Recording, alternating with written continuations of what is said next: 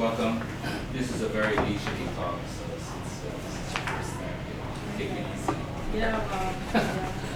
It's a very leisurely 3 hours. You can stretch or string as you wish. For the others, it's my pleasure to introduce Stacy Lo. She's from January of this year. She's been a postdoc at the center, and she got her BA in political science and politics from Melbourne, and PhD in anthropology from Columbia. I've known her for a long time, but I've known her supervisor a bit longer. And her first supervisor was Michael Dutton, who some of you probably know. And Michael actually has a very interesting track record. He probably has produced more people in cultural studies than political science. And John Hartnick actually is one of Michael's students, so among many others. And her PhD supervisor at Columbia was Michael Taussig, or Mick Taussig, who's a very well-known anthropologist. I think Stacy and I met actually in London when she was co-authoring a book with Michael Dutton and one other co-author called Beijing Time. So you can tell from the title of her talk that she's also lived in and out of China for quite some time, and that will probably be part of the talk itself. And her PhD thesis was on Jianghu. She's still working on it, in addition to many other interests. I finished the PhD. Yeah, I mean, but you're continuing on, you're developing parts of it. That's it. So, in addition to many other interests, which I can't really characterize, she has. I talked to her about Deleuze and Hong Kong and many other things. So. I don't even know what today's talk is about, but I assume it's going to be something in relation to what she's doing or she has been doing. And with that, I'll just leave it for her to introduce the title of her talk, or the talk, which is called "The Other Side of the Wall." Okay. Is it Pink Floyd influenced? I didn't make that direct connection, but may well be.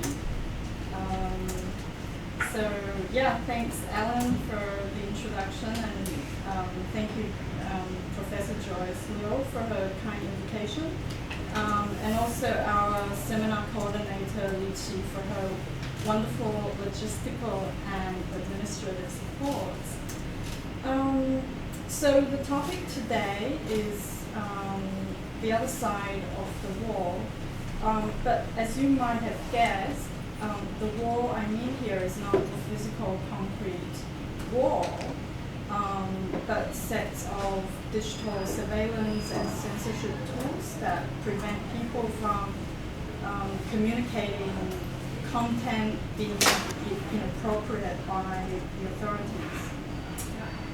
Okay, so I'll read you a couple of stories.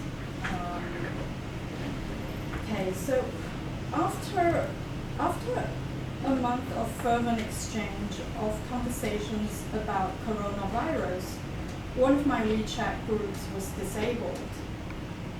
It was mid-February 2020 when the world was starting to panic about the rapid spread of what came to be known as COVID-19.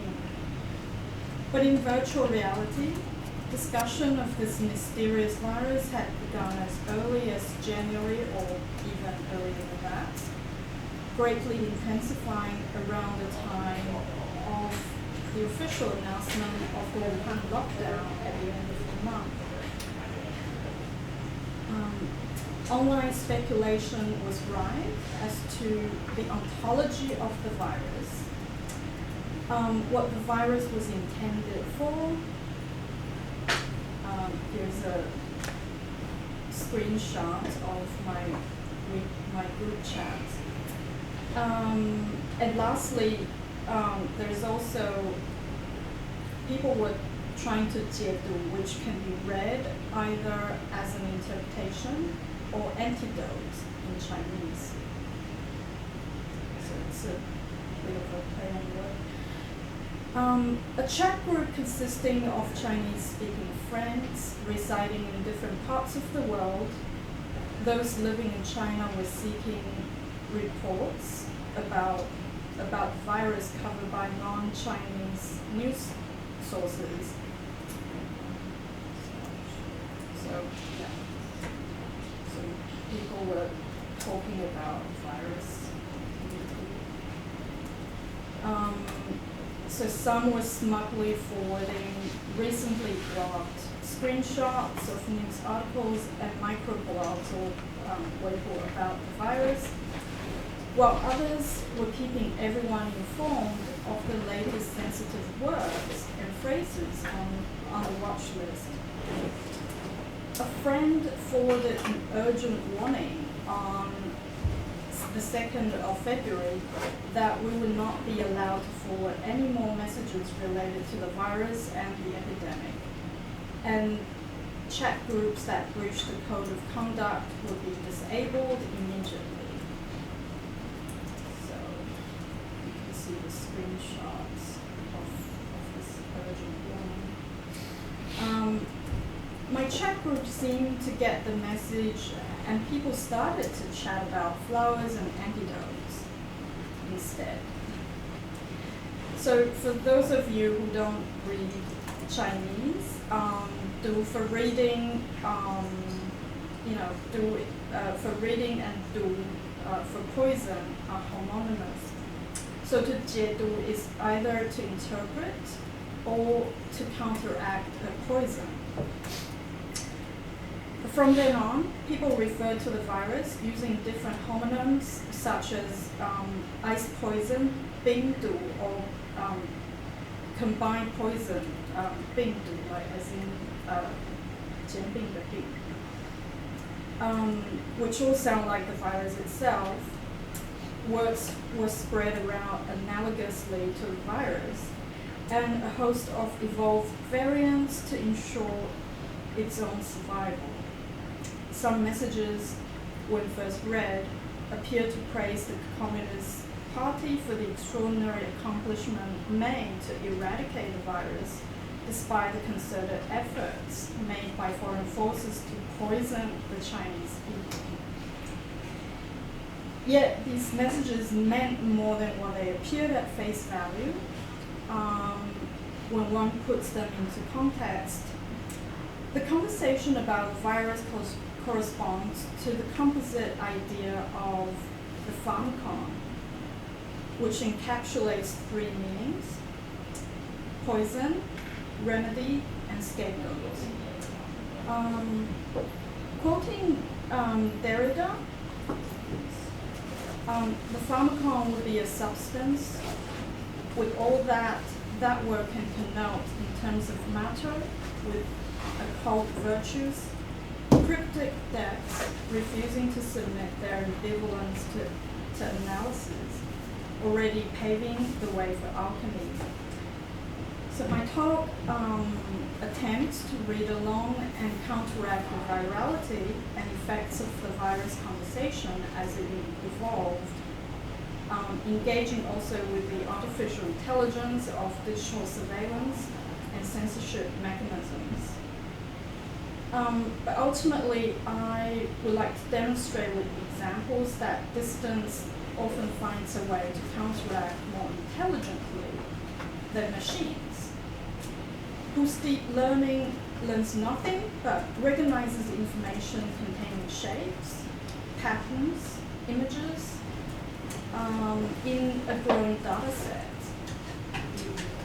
The chatting crowd in this context consists of netizens, literates, not only in the Chinese language, but also in the official speech codes, in which communication is often made online and offline. Effective communication must collect intelligence and deploy tactics capable of reading and organizing relations in maneuver of power. This kind of intelligence is embedded in what I call jianghu tactics, or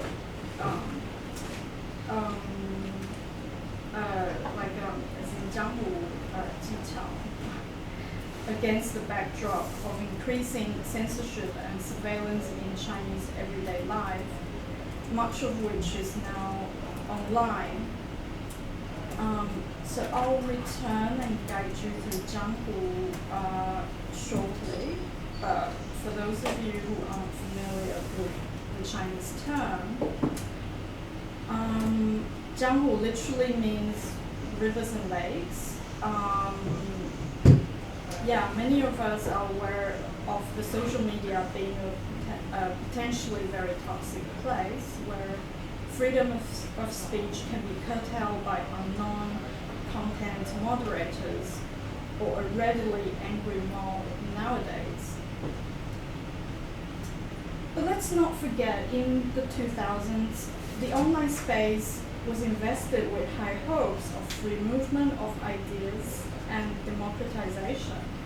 And many observers were betting on the gradual but eventual arrival of democracy in China, as technologies facilitated easy communication for discussion and mobilization. Even less than 10 years ago, sociologist Manuel Castells proposed the theory and perspective of network social movements, calling it autonomous communication, which refers to the creation of new public space between the digital and the urban space.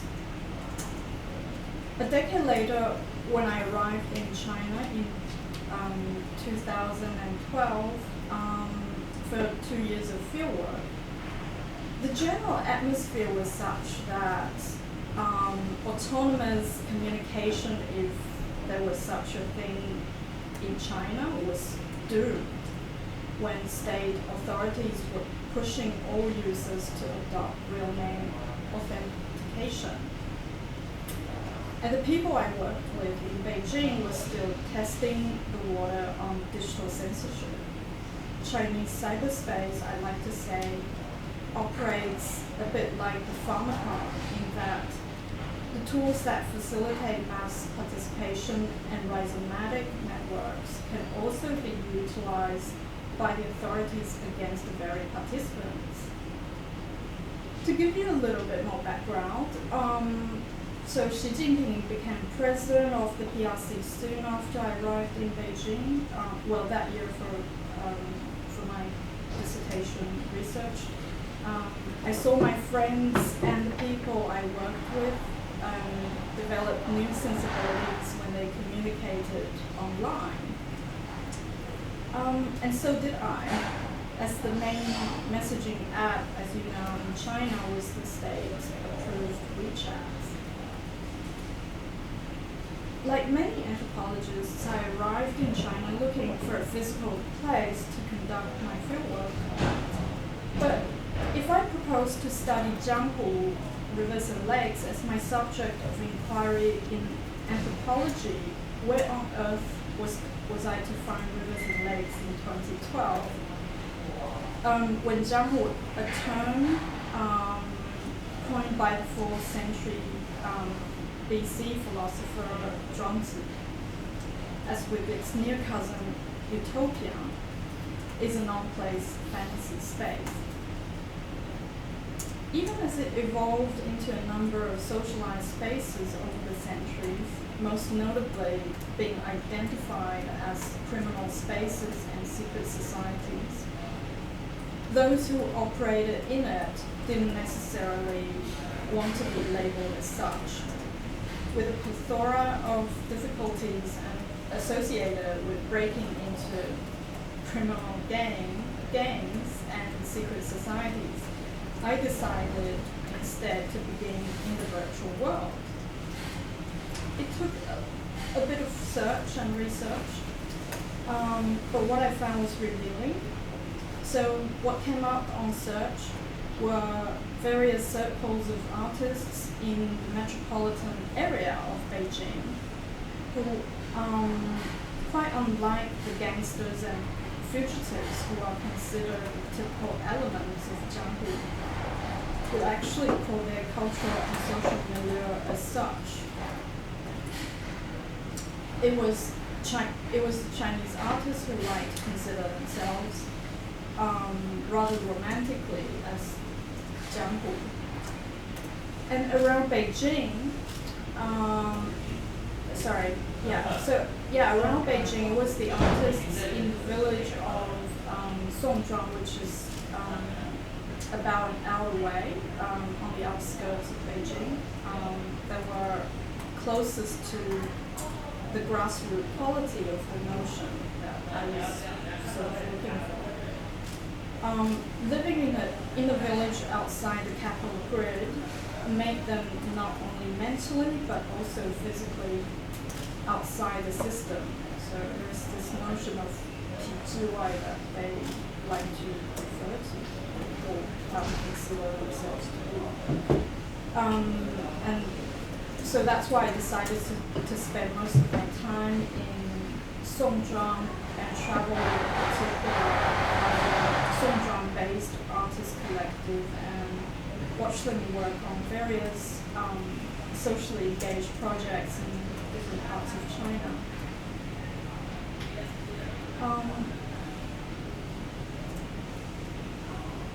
So as I mentioned earlier, China at that time was transitioning into the era of Xi Jinping, and although it didn't happen overnight, in those 2 years I did my fieldwork there, I noticed an unusual number of times when my friends' online postings were removed and accounts deactivated.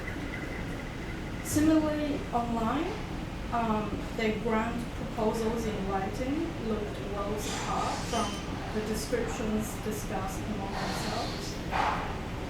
The few times I was asked to help with their proposals and publications, I was often amused and baffled by their instructions and tips.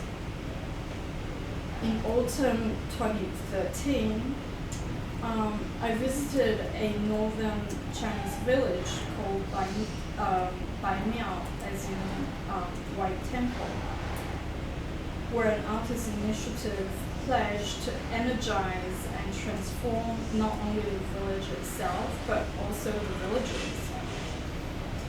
Their Bai Miao project was premised on the need for an alternative development model other than plain commodification, as exemplified by the trendy factory 798 art district. Which hosts the largest cluster of art galleries in Beijing, probably the largest in China. As well as the neighboring Songzhuang, which they're not developing in quite the same glamour, was seeing a classic development enforced by tourism and real estate investment. To make a clear statement, the social experiment of Bai Miao project was funded largely by its non-artist local villagers, and the project went on for 36 days. The curators, the artists, and the villagers worked together to sculpt a mixture of crowds into a symbiotic cohabitation by mobilizing everyone, including themselves, into community building. And for a limited budget, their goals were certainly ambitious, though perhaps not particularly so by Chinese standards. Through collaborative efforts, the project aimed to create a large volume of public art, improve village infrastructure, foster human relations, and set itself up as a model village, or 样板村, which would then be emulated around the country. Yes, you heard it right, 样板. 样板 is a model or a type. Essentially a linguist remnant from the Mao's era, a model or 样板refers to a perfectly built example or embodiment of an identifiable Mao spirit or lesson meant to inspire and be replicated. I'll spare you the details of the daily activities throughout the project, which I also participated in. Admittedly, even though the Baimiao model was intended to integrate the artist community into the peasant village and vice versa in all aspects of life, the artist's leadership role in the project seemed to me pretty unambiguous. And when I put the question of asymmetrical partnership to them, there was no awkwardness in stressing the need to guide and direct peasant villagers given the opportunity. The trick to the instruction was to highlight and habituate them to the objectives of the project that appeared to be in line with the official ideology that they had been preached in school and in life. Apparently, that was also the artist's way of communicating with the municipal authorities. Their words were adapted to satisfy the official rhetoric, such as regeneration through one's own efforts, 自力更生, or harmonious society, 和谐社会.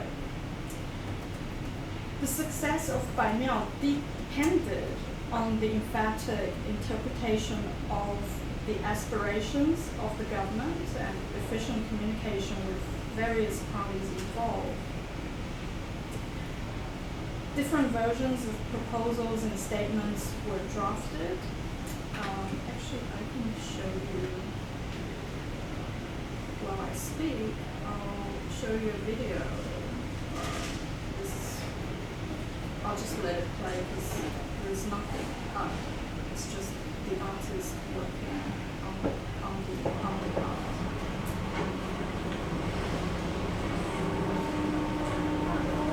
Yeah, so the success of Baimiao depended on the emphatic interpretation of the aspirations of the government and efficient communication with various parties involved. Different versions of proposals and statements were drafted to persuade groups of different interests. In all versions, the endeavor was portrayed as a necessary step to building the yet to be ideal society. To make their dream space a concrete reality, it was imperative for them to play the double or even triple agent. Discrete negotiation between the government, the market, and pre-existing populations molds them into consummate interpreters and communicators of rhetoric. Mimicry of the techniques of Chinese governmentality and capitalist economies was adopted in materialization of the utopian ideal in the case of Baimiao. The making of the artist village was a process of negotiation, an attempt to bridge the gap between utopia and reality.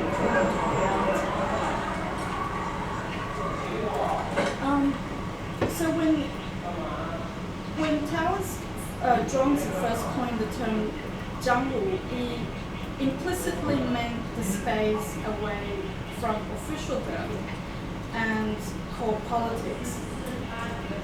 Ever since then, connotations of rivers and lakes have undergone a series of nomadic transmutations in Chinese history, though Jiangwu was never far from the secret society or the underworld. The question I asked myself then was, how has the term originally referring to the space to which the elite retreat from politics evolved into the space of politicking itself in the contemporary understanding.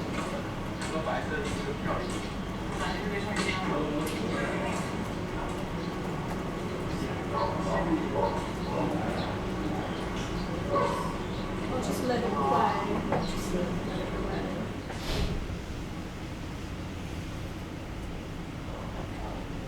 No background noise.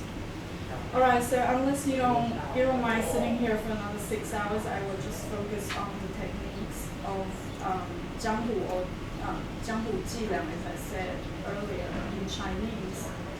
But a full picture of this study also includes its myriad discourses, genealogies, utopias, and figurations. In the story I've just told you, I showed how the artists managed to get their way, creating a version of jianghu by their interpretation skill of the official code and their effective tweaks to the accepted code. So you might want to ask, how does it look like in the online world?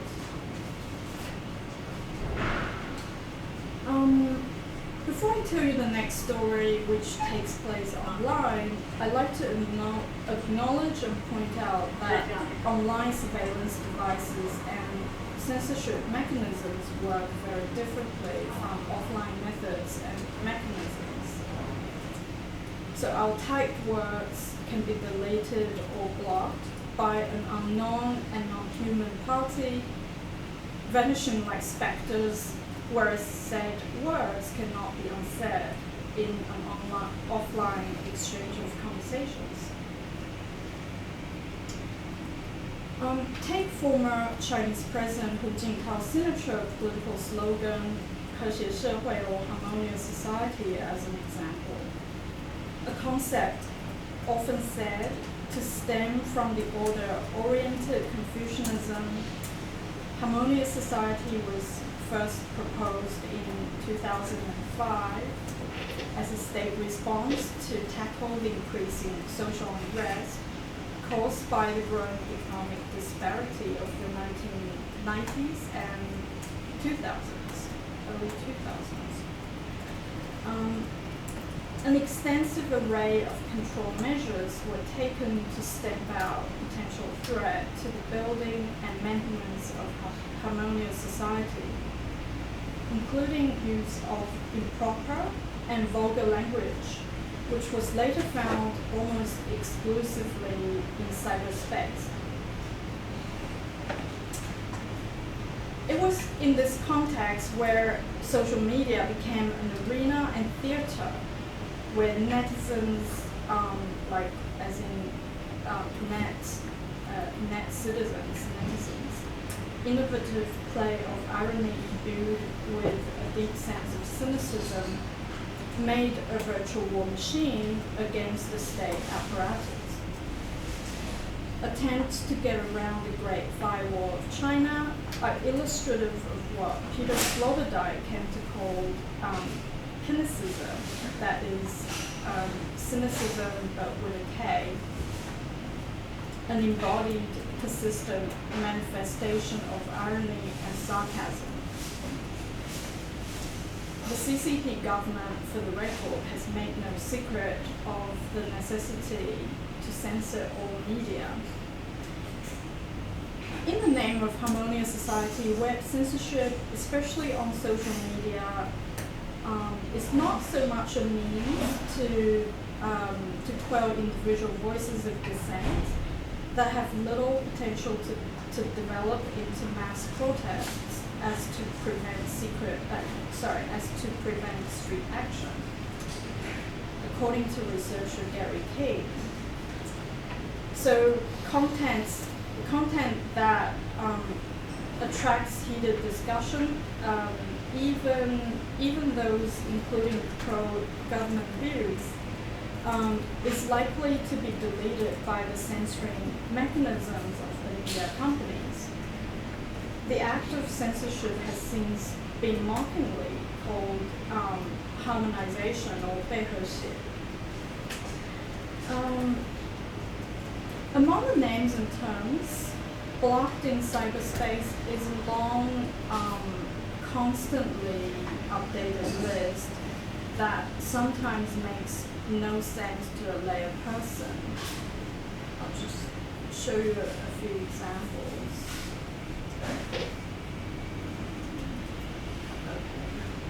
So, while June 4th, the day made notorious caused by the image of a man and a tank on Tiananmen Square in 1989, was doubtedly banned from the beginning. New terms and phrases invented by internet users or netizens to evade censorship have spread and then subsequently been blocked include, as you can see, so 坦克, tanks, or 血案, which literally means black case, but it means murder. And 64 in Arabic numerals and 64 in Roman numerals, or even 5月35, May 35th. Of course the date doesn't exist, but you get the picture. And square of 8, which is also 64, if you're good at maths. Day 4, 4号, early June, 6月初, 第4, 35号, day 35. 4突击, 4 assaults. 4运动, 4 movements. 4事件, 4 events, etc., etc. And troublemakers such as artist Ai Weiwei and Amnesty International and sexual offenses, these terms like incest or date rape, 民间 are understandably deleted.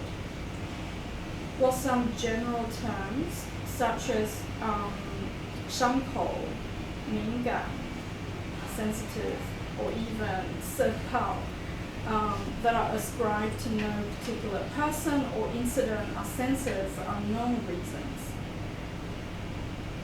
Perhaps the former two are associated with certain sensitive topics where the latter 敏感, sensitive itself, sensitizes every post it touches upon and is immediately quarantined on suspicion of further contagion.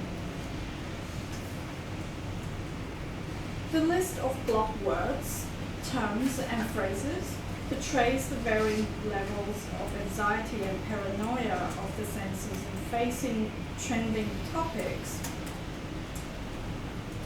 Even though the vast majority of them are not direct state agencies, but rather the company's own employees, they are required to enforce the practice of self-censorship in order to stay on favorable terms with the government.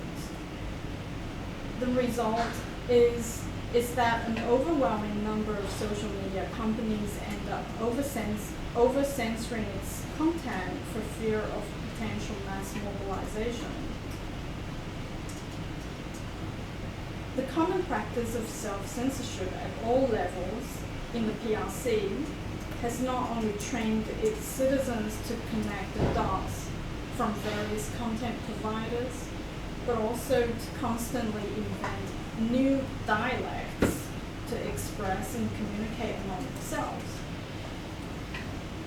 The internet story, which I'm going to tell you, of a battle fought between the 50 centers, dressed as river crabs versus multitudes of Chinese netizens as alpacas, or what we know today, Cao Mima, is one of the most comically poignant illustrations.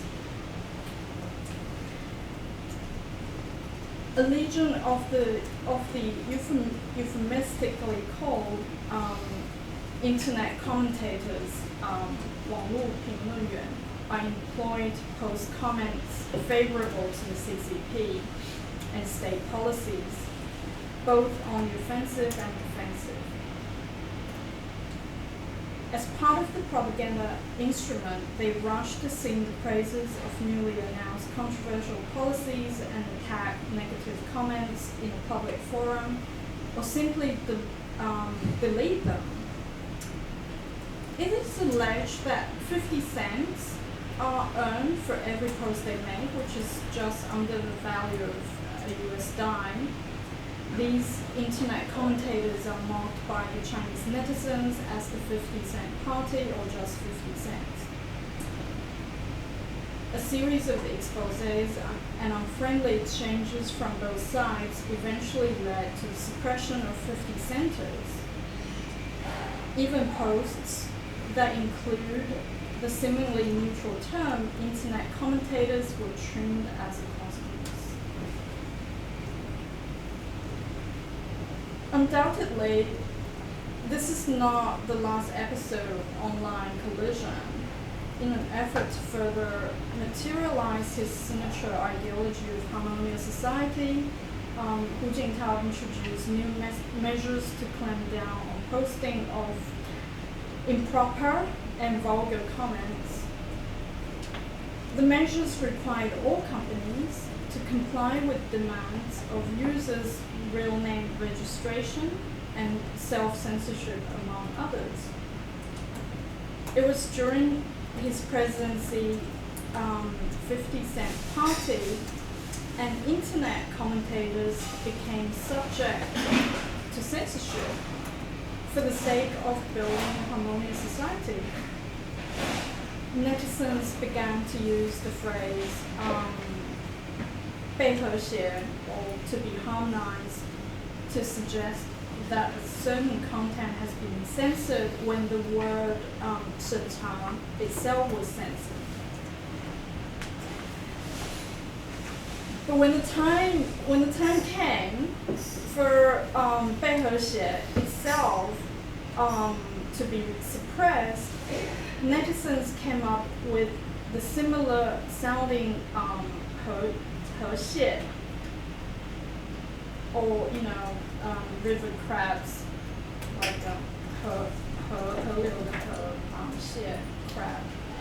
The written characters of which completely different from the harmonious 和谐, of course, despite the closeness in pronunciation.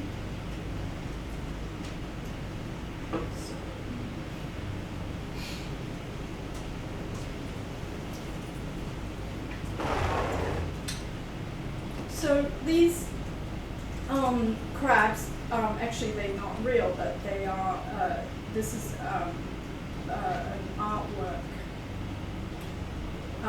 So 河蟹 are native to China's east coast.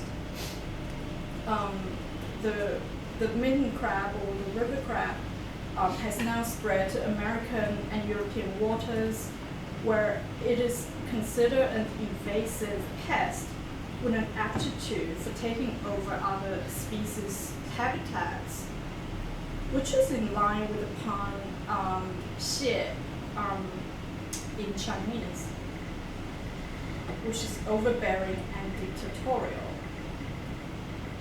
Since harmony was blocked on social media, netizens have resorted to using river crabs at first as a sort of code and later as a form of slang and protest. So sentences like my comments have been river crab 我被和谐了, and the invasive river crabs are everywhere wrecking the country. Other sorts of comments that went viral without catching the censor's immediate eye. The third meaning of river crab has to do with the aquatic creature's capability of bullying others and concealing itself. So when someone in real life has been a river crab, he is likely to be arrested and disappeared by some state force. So this river crab, whose close relative in pronunciation is harmony, turns out to be rather terrorizing and territorializing.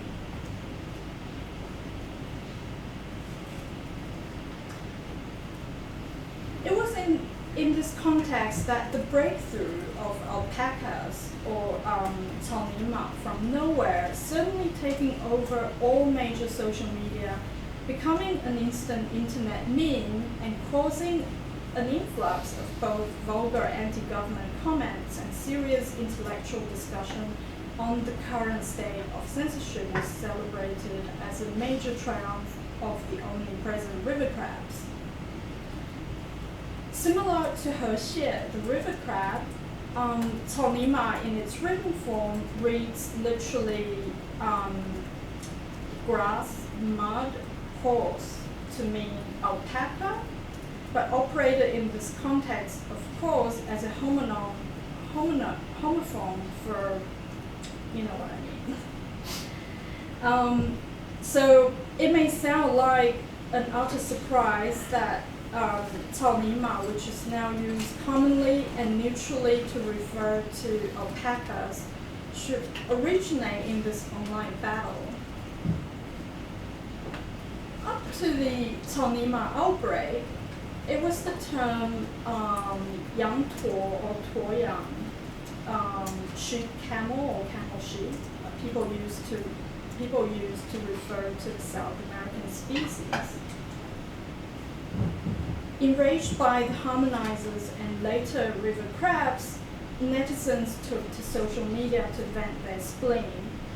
Using the invented term Talnima, grass mud horse, to disguise what they really wanted to say to the censors and spread their contempt by taking revenge on the party poopers.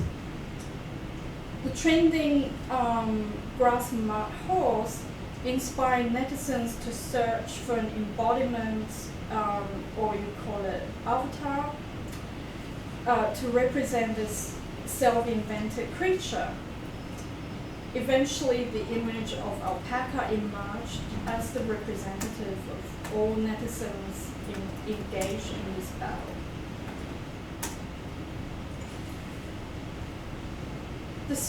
The rapid spread and theatrical occupation of alpacas in text and visuals in cyberspace, successfully bypassing censorship on social media, Weibo, Weixin, and there's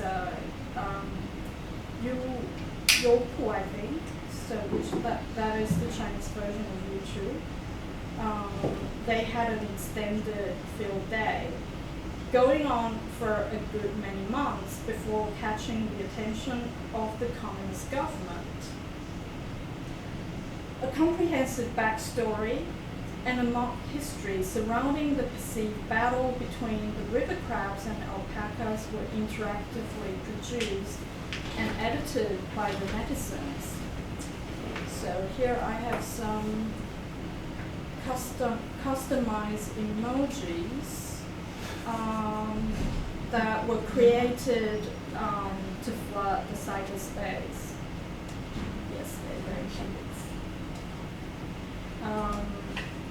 The collective efforts that culminated in the mock music video of a children's chorus, which I will play, is called The Song of Alpacas. So, let me play the music video.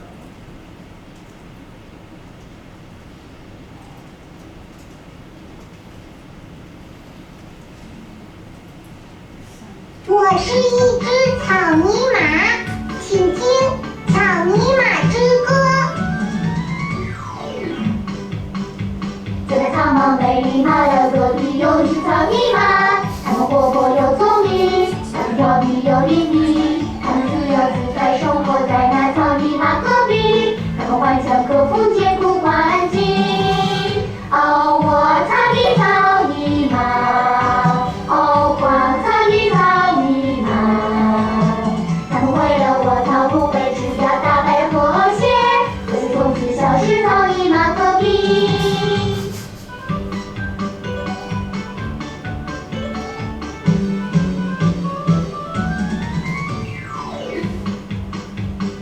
长毛美丽马的隔壁有一只草泥马，它们活泼又聪明，它们调皮又伶俐，它们自由自在生活在那草泥马隔壁，它们顽强克服艰苦环境。哦，我草地草泥马，哦，我草地草泥马，它们围绕过草铺被除掉大白和谐，可是从此消失草泥马隔壁。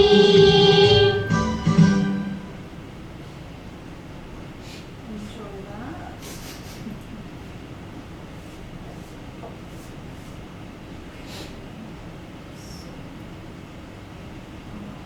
I don't know how to get back to the PowerPoint.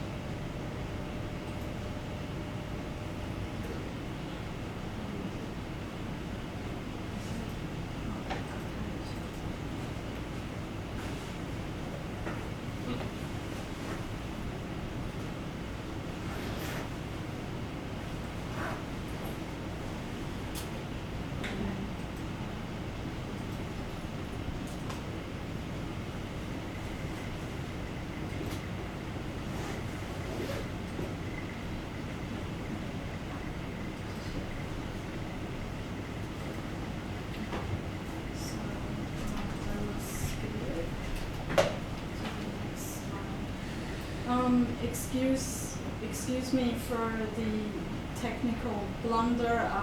As you can see, I'm not very technical myself.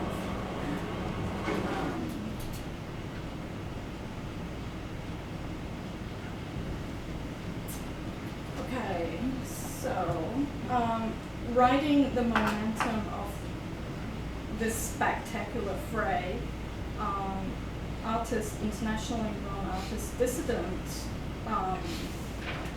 Ai Weiwei published a series of images of him using the alpaca to cover his modesty. So this is captioned 草泥马党中央, the alpaca blocking the center. And here the center in this context could mean either the middle part or the central government. This is a clever punning comment on the game of cat and mouse that takes place not just in virtual reality, but the everyday reality of Chinese life. The image captures Ai Weiwei leaping naked with his left hand. Sorry, I have something else. I actually have something else to show you, but it's not showing up.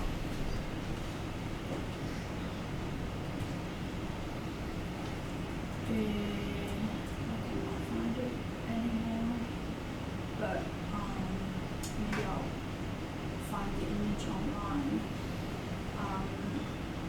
It's him blocking the center.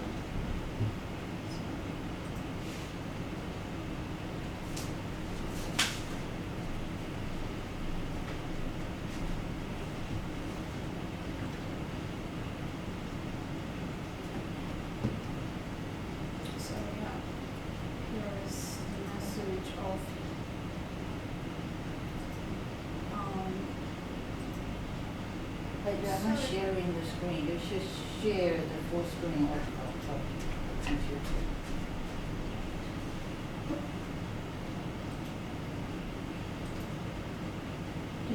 就左上角，你就按那边，它应该会出来。对，这样可以。Okay, so you get a picture alpaca blocking the center. So here the image captures Ai Weiwei leaping naked with his left hand holding a toy alpaca suspended in the air. This jumpy moment is perhaps a metaphor for the certain unheralded appearance of the indignant citizen, which is stripped bare and wanting to swear. Faced with strict censorship, the foul-mouthed cannot utter their words directly in the public sphere, but can with some tweaking of the expletive, which could be disguised in a cute, harmless toy alpaca that conceals only a tiny part of the naked body. Without it, the inrush of alpacas would not get past river crabs or officially the sensor's eye, and can be seen even just for a fleeting moment.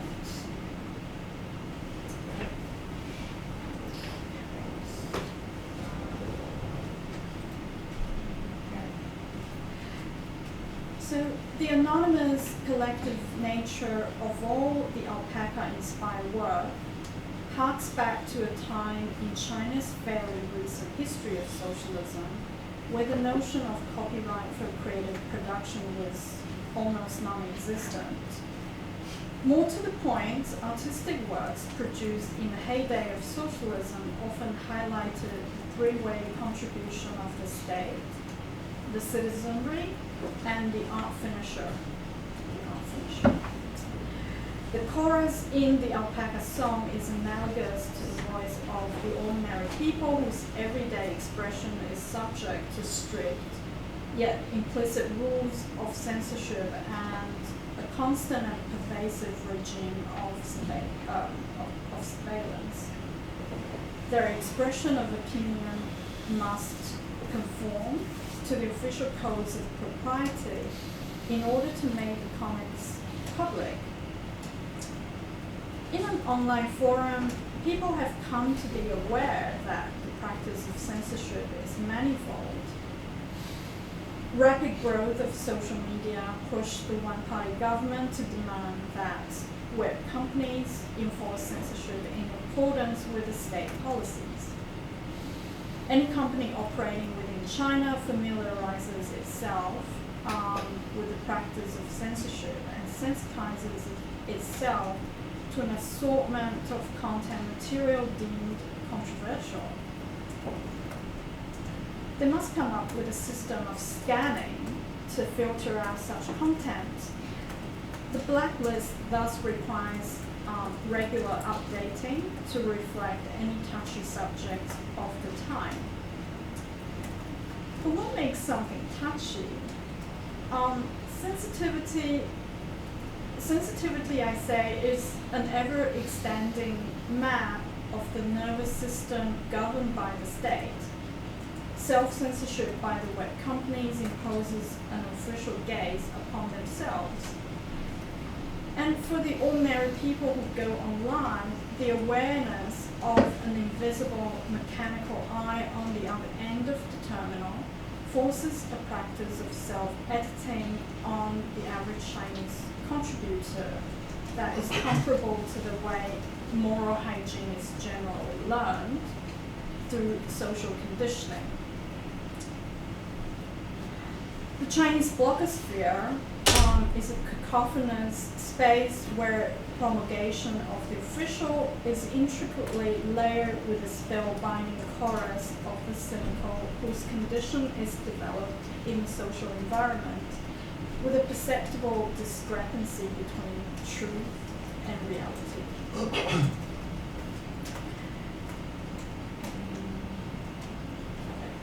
In this environment, people learn to read and listen between the lines, decoding and teasing out a more comprehensive picture from announcements and statements. Now, I would like to thank our seminar coordinator, Li Qi, for reminding me in an email of a simple, frequently used phrase, 你懂的, you know.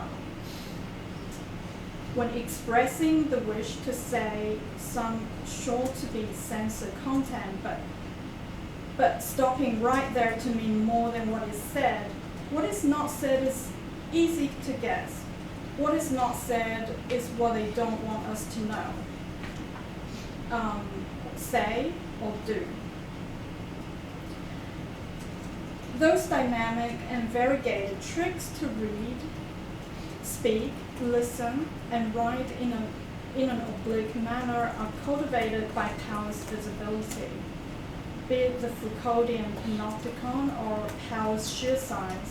Those under surveillance develop an embodied sense of space, or more precisely, the visibility threshold that instills behavioral boundaries in people's minds.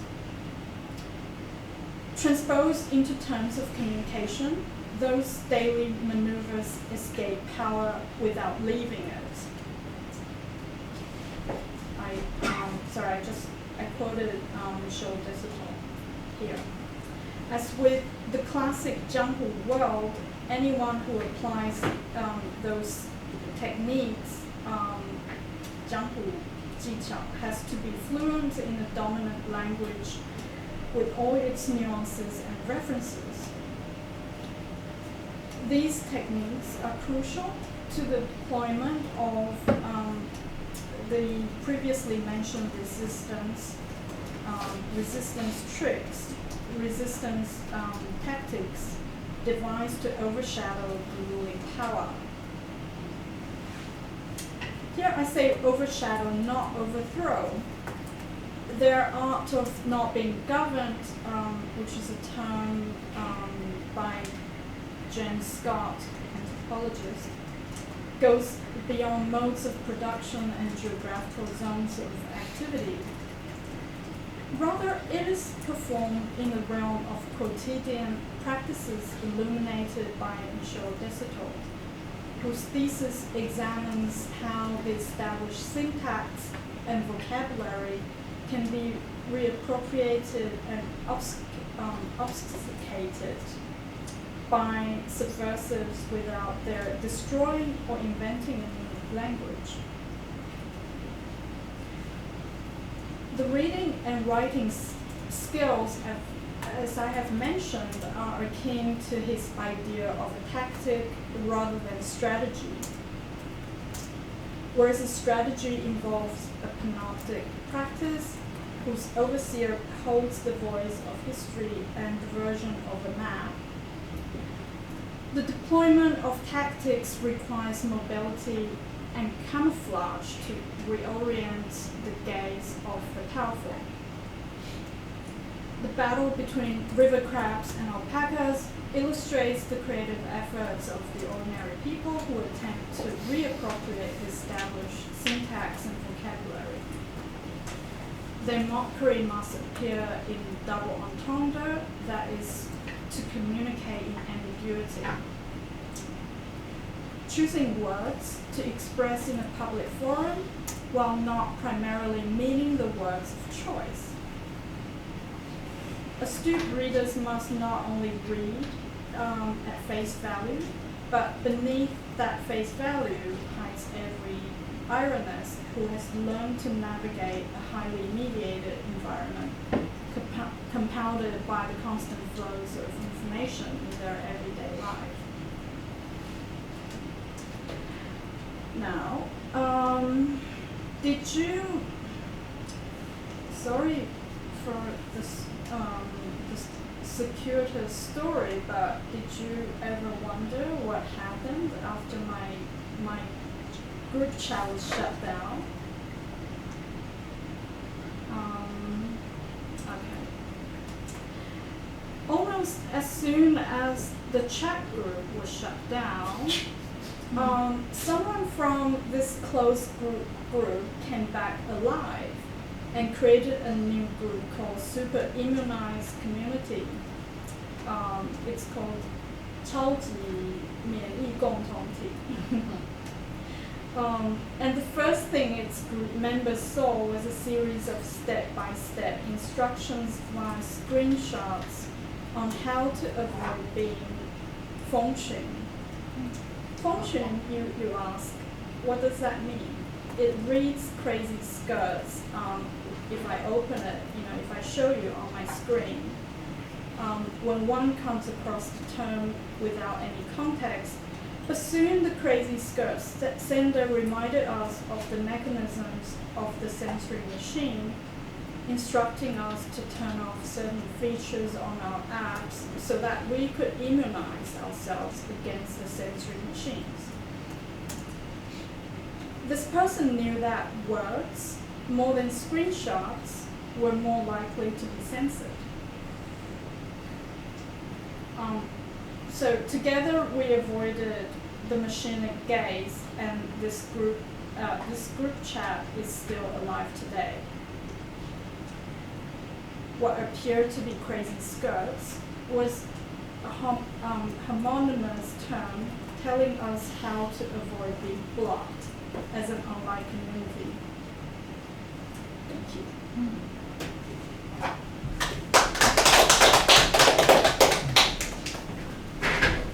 Okay. Let me just briefly introduce our commentator discussant today. He's Ian Buchanan, I think a philosopher by training, and he's also a cultural theorist working in Australia, and he's currently serving as the director of the Institute for Social Transformation Research based at the University of Wollongong, which is near Sydney in Australia. He's published many works on Michel de Certeau, Deleuze, and Fred Jameson, and he's also the founding editor of the Deleuze Studies Journal, as well as a number of important book series dedicated to the work of Deleuze. Okay, this is from his Wikipedia page, so that's why I know so much about him. Yeah, it's accurate. And Stacy mentioned that they met first in Taiwan at a Deleuze camp. So conference and camp. Yes, he's today as a discussant. He's very well placed. Probably has many interests in China and Taiwan as well. So with that, let Ian go ahead. Thank you for that extremely generous introduction. Yes, in fact, it was 2013 when I was in Taiwan for the first time and met Stacy, and she was still working on a PhD at that point. And even though it was in fact a Deleuze conference, she made a point of coming over to talk to me about not Deleuze but Michel de Certeau, which would ordinarily have been surprising, but in fact it was doubly surprising for me because even though I've written a book about Michel de Certeau, practically nobody has ever asked me one single question about him. So it was quite gratifying. So I'm most grateful. I do wish, in fact, I was able to be in Taiwan right now. It's a country I very much enjoy visiting. And so let's hope that this pandemic nonsense is going to end soon so that we may once again have the joy of traveling to other countries and meeting new friends and seeing old friends. I very much enjoyed listening to Stacy's talk. I have been to China several times, but I do not speak Chinese, so most of what she had to say, the sort of technical quality of what she had to say would have escaped me. So I very much enjoyed that, and it had a kind of Rabelaisian and Bakhtinian dimension to it, which I also appreciate. And again, these are not names that people really talk about in critical theory anymore, which is quite a shame, really, because I think it would be quite interesting to do so. So her talk engages with the artificial intelligence of surveillance and censorship. and demonstrates that dissidents can use their creativity, and they do use their creativity, to counteract sophisticated cultural systems. And I think in an era that we have come to think of as being thoroughly surveilled, whether you live in China or elsewhere in the world, it's an important reminder that the surveillance is never quite as absolute as we may fear that it is. Although I keep waiting for a message from Mark Zuckerberg to tell me that it really is as sophisticated as I think it is. And her discussion of the notion of tactics, the river and lakes, I won't traumatize you with my mispronunciation of Chinese words. That in order to be able to do that, you have to know the dominant codes and know how to navigate your way through them. And as she quotes, to enable us to escape without leaving, which was one of Michel de Certeau's really great concepts.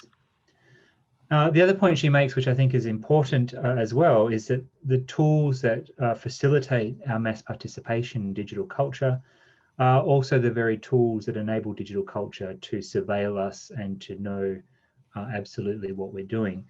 And just to kind of give you some idea of just how profound that surveillance is, when Google developed the Android system, one of the most recent updates to Android was that it would be able to identify the location of your phone even if you took the battery out of your phone and turned it off. So all those spy thrillers where they take the battery out as though that somehow is making them invisible, apparently with an Android phone that is not the case. Google still knows where you are. But censorship is a blunt instrument, and it can, whilst it can rapidly search through literally millions of pages of text and find problematic terms like Tiananmen and so on, it cannot follow the semantic drift that creative minds employ to evade its reaches. And this is what's so fabulous about the stories that Stacy tells us. And as Stacy reminds us, many instances of censorship and forms of self-censorship on the part of private corporations wishing to remain on good terms with the government for the sake of their bottom line are also evaded by these means. And since complaining about censorship is also subject to censorship, dissidents have had to be creative in how they talk about that as well. Hence the birth of river crabs as a code for censorship in the broad sense.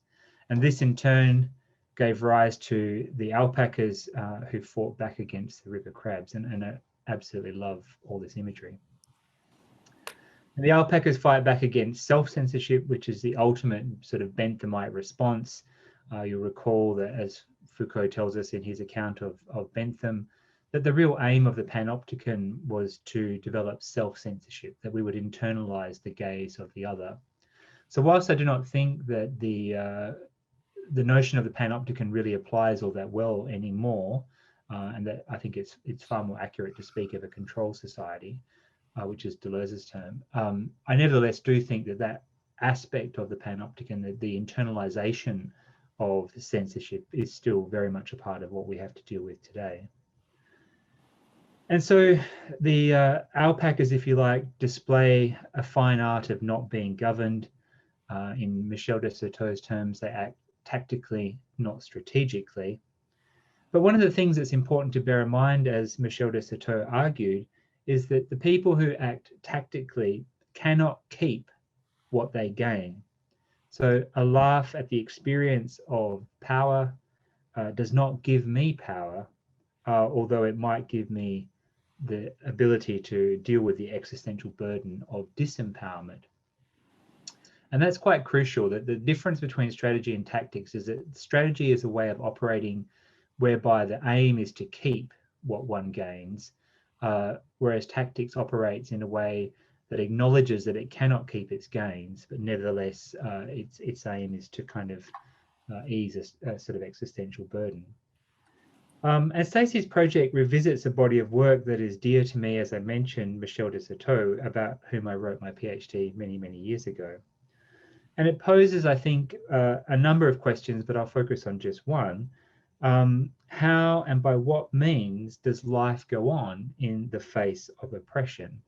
Now, oppression may perhaps be too strong a word, though I don't think it's entirely inappropriate. So we could also just say, how does life go on in the face of power or in the face of involuntary demands that are placed on us?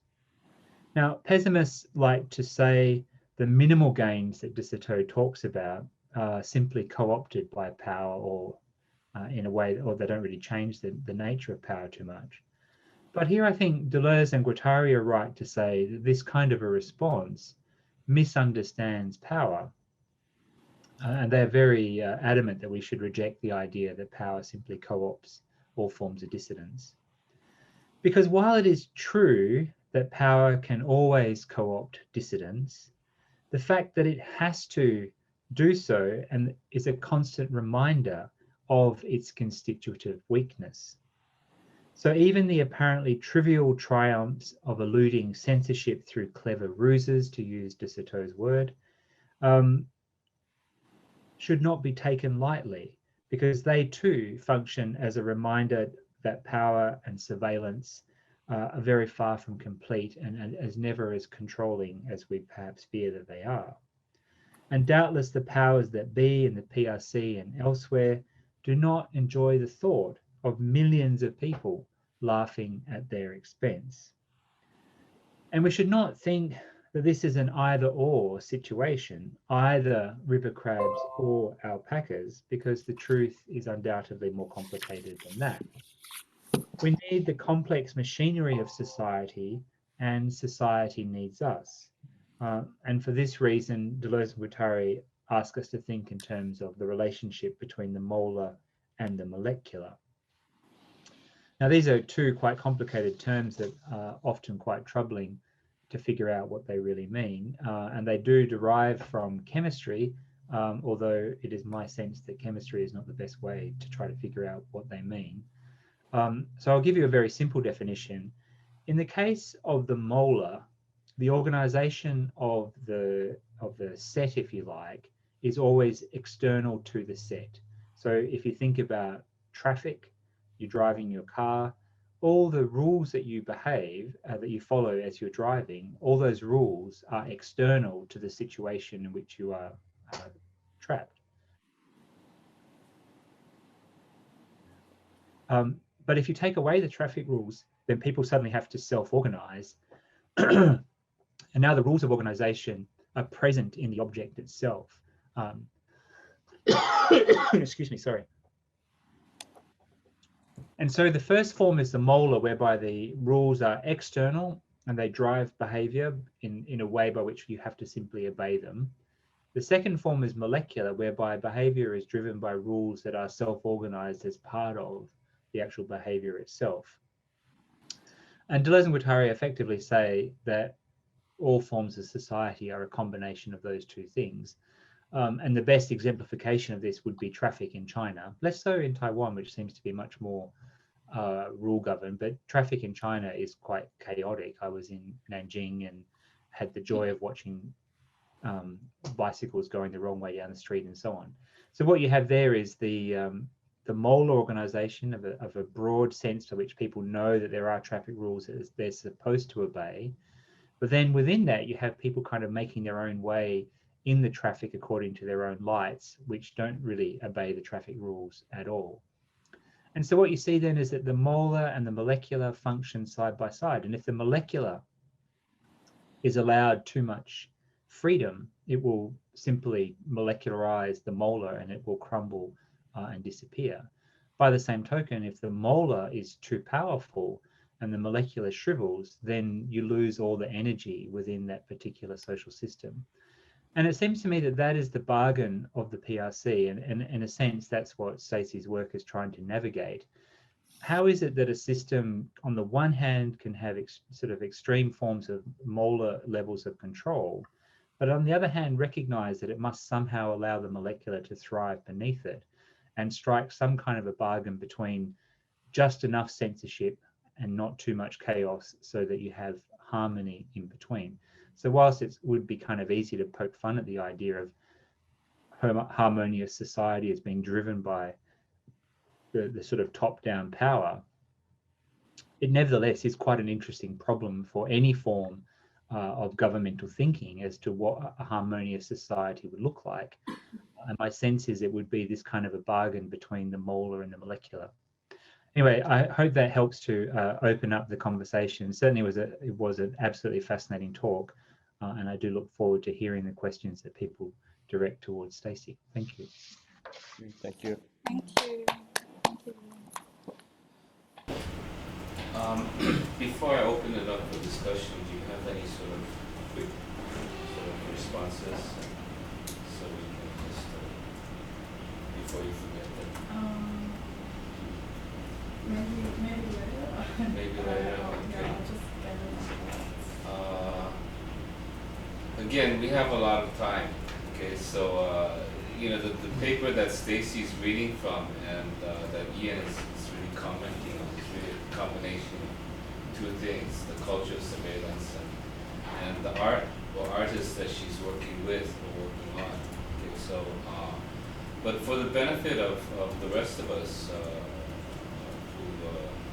you know, as I said, this is probably a particular paper, and we certainly can. I'm sure we have a lot of questions about this, but just to sort of open it up a bit, I was wondering whether she could just take a few minutes to sort of fill us in on background details on her work, because obviously you're not working on censorship in Taiwan, but you are working on things pertaining to art and media, which is actually a lot of us are interested in. So could you just tell us give us a bit more background detail about the artists that you're working with or working on? Yes. Well, there are several different groups. At the time when I was working on my dissertation project, I was working. Well, I was sort of living in Songzhuang, as I told you,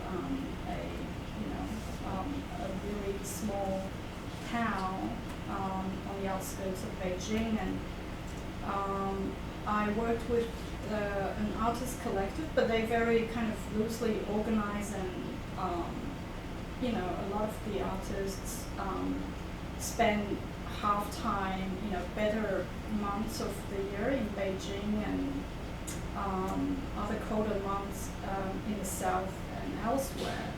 And yeah, I was there to observe a series of socially engaged art projects, but that was in the context of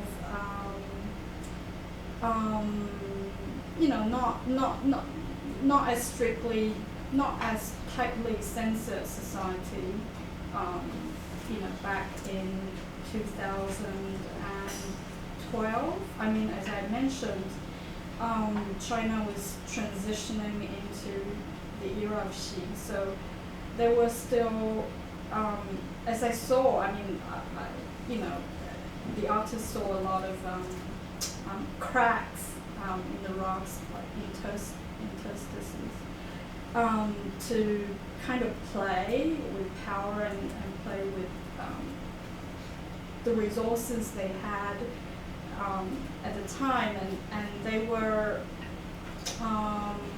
this group I worked with during the dissertation project was interested in Xiangcun 改革, so village reforms, transformation. So what they were interested in, because by then a lot of suburban towns, villages were kind of going in the same direction as bigger cities.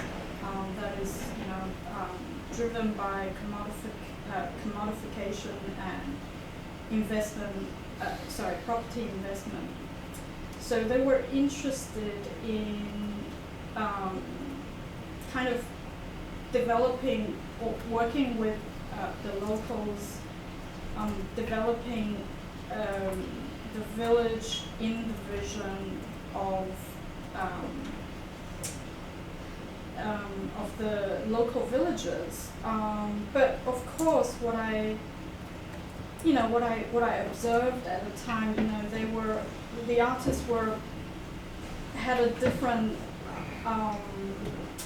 vision of what of what these villages should be. I mean, they were, of course, the educated elite. So sometimes, when I was in Songzhuang, I sometimes saw very different visions of how how they sought to develop. So yeah, the example I gave you by Miao was very much like that. Like the villagers were interested in having their dog gods painted, 门神. And a lot of the artists I worked with, they contemporary artists, and they never learned how to paint dog gods or gay gods, and so yeah, there was that constant negotiation between different visions of rural Chinese development. So I found that really interesting. And those artists are, I mean, they're quite different from the local villagers, because the artists, they move around very much. They move between the city, the country, and usually somewhere else. They're very mobile. Whereas,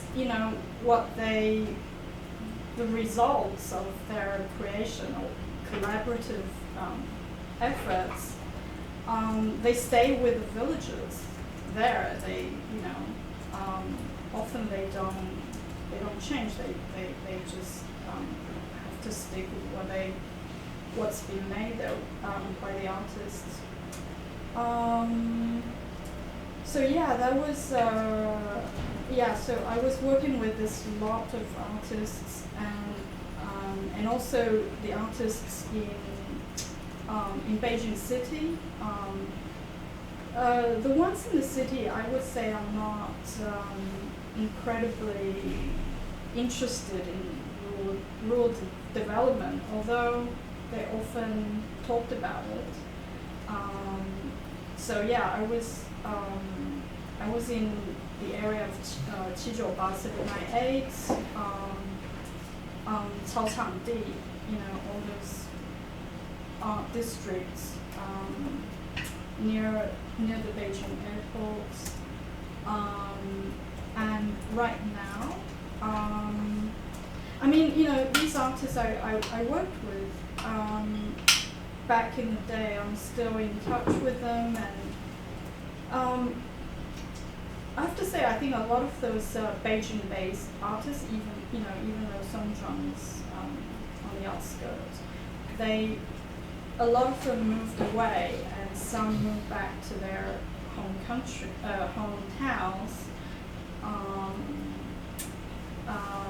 As time went on, and I think where I did my fieldwork, Songzhuang has gone very quiet again because of this exodus of artists. I think about the time I left Beijing, 2014 and 15. One of the current projects, I'm just organizing an art exhibit with one of the curators I mentioned in my talk from the Biennial project. He's going to have a show called, he's going to study the lines, I mean, like linear lines. So yeah, we're organizing art exhibits together, which will tour Beijing, Shanghai, and other cities. But yeah, other than those artists, I also observed a lot of the, details of ordinary people's lives, and they're not necessarily artists or intellectuals, but they were, a lot of them were also kind of literate, and they were always mindful of what could be communicated, what not.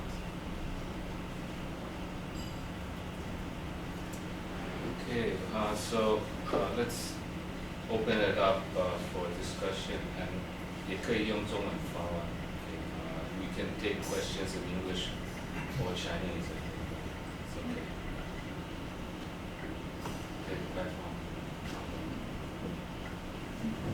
Thank you. Yeah. Thank you, Lawrence, Stacy, yeah.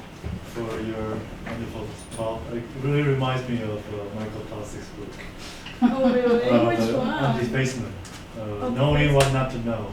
Mm-hmm. It's about secrecy, right? Yeah. It's State secrecy. So it's about masking and unmasking, and this general social consensus that everybody knows what is not supposed to be known. Mm-hmm. But there's the kind of dynamic or dialectic between that that mask, that things that meant to be stand in for the truth or for whatever that is, but the mask itself, or the whatever is standing in, whether it's Sonima or whether that's the crab or the cartoon, that stand in also form a society of secrecy itself. It's a public secret, right? A kind of public secret that it's a secret. It's secrecy, but everybody is put in front of you.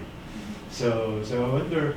There's it's probably not a question, but it's also kind of a reflection. Is that okay? But as many cases you show that acknowledgement of something secret or acknowledgement of something out there itself is also performative, right? It's already visible in front of you, like Ai Weiwei's using that iconic icon. So I wonder if you can, because it also kind of tied back to this notion of jianghu as an unofficial government or unofficial realm of whatever, whether that is government or outside governmentality or within the regime of control. It's still a convention that's fully acknowledged in Chinese history. Jianghu as a thing is never really outside. As Shui Hu Zhuan might tell us in the end that the Jianghu itself is constitutive of the governmentality. It's never outside. It's still inside.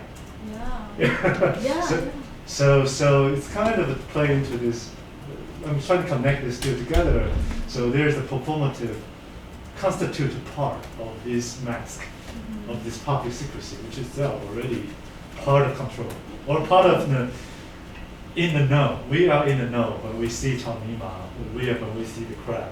We are in the know. Oh, there's something out there. But on the other hand, the jianghu, in the traditional convention, it's never really outside control. It's part of the narrative tradition. It's part of the, when the government wants to show some gestures, then they incorporate jianghu inside. So I feel that there's not, as Ian pointed out, is a question not either or, either jianghu or either the crab or the Taonima question. It's maybe something that's going on between this knowing and unknown of secrecy. So that's common one. I have a second side thought, maybe a question, because I was just told by one of my students about this censorship of BL, voice love genre online. Okay.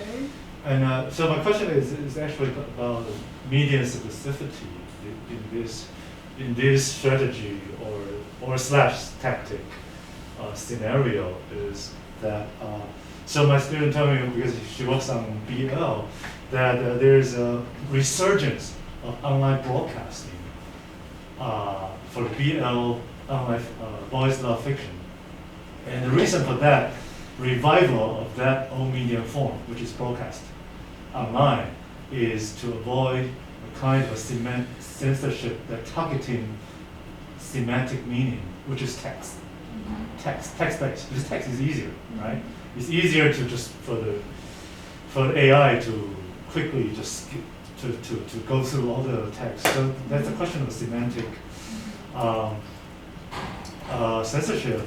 But so what I guess I want to ask is that what you lay out as a kind of tactic or strategy of survival, or a tactic of knowing or not to pretend not to know, is hinge upon the play of homophone a lot, which is to some degree obviously still a kind of semantic play of the semantics, or semantic play of meaning. So I wonder if, well, from what your observation or from what you know in the past, is there a kind of tendency, artistic sensibility-wise, that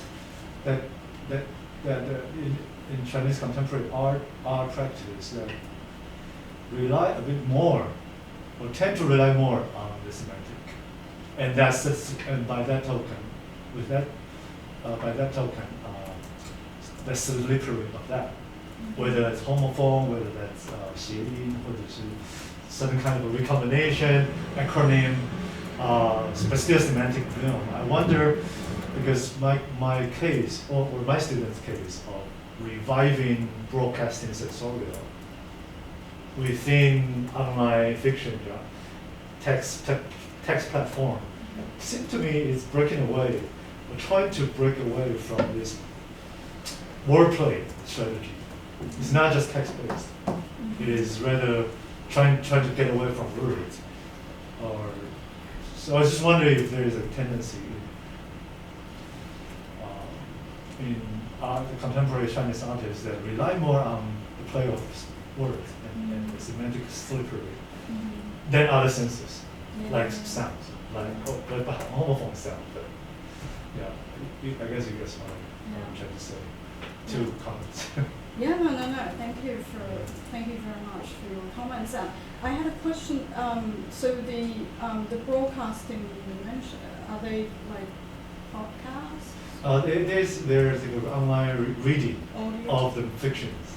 Okay. Of those boys love fictions, and but it's harder for I guess for AI to really quickly get the wrong words, get the keywords.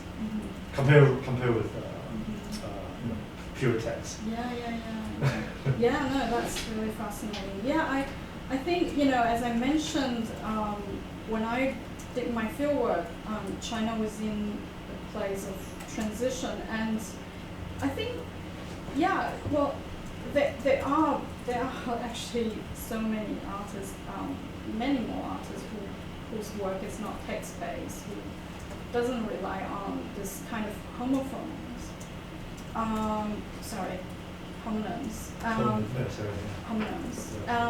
So yeah, I think it was at the time when digital surveillance became really pervasive, and that they became the people I worked with, they because their accounts got blocked and their chats got disabled, and that was something they noticed. So that was the moment. There was the moment when text was very much on their mind. They started to pay attention to this machinic gaze. But yeah, I think as time goes on, I think people have moved, because this censorship mechanism is only kind of getting more advanced. More and more advanced. So I think a lot of the artists have then moved to other instruments, other spaces of this liminality, Right. you know, of this you know, barely perceptible. I mean, it's a, you know, this is a little bit mouse and cat, but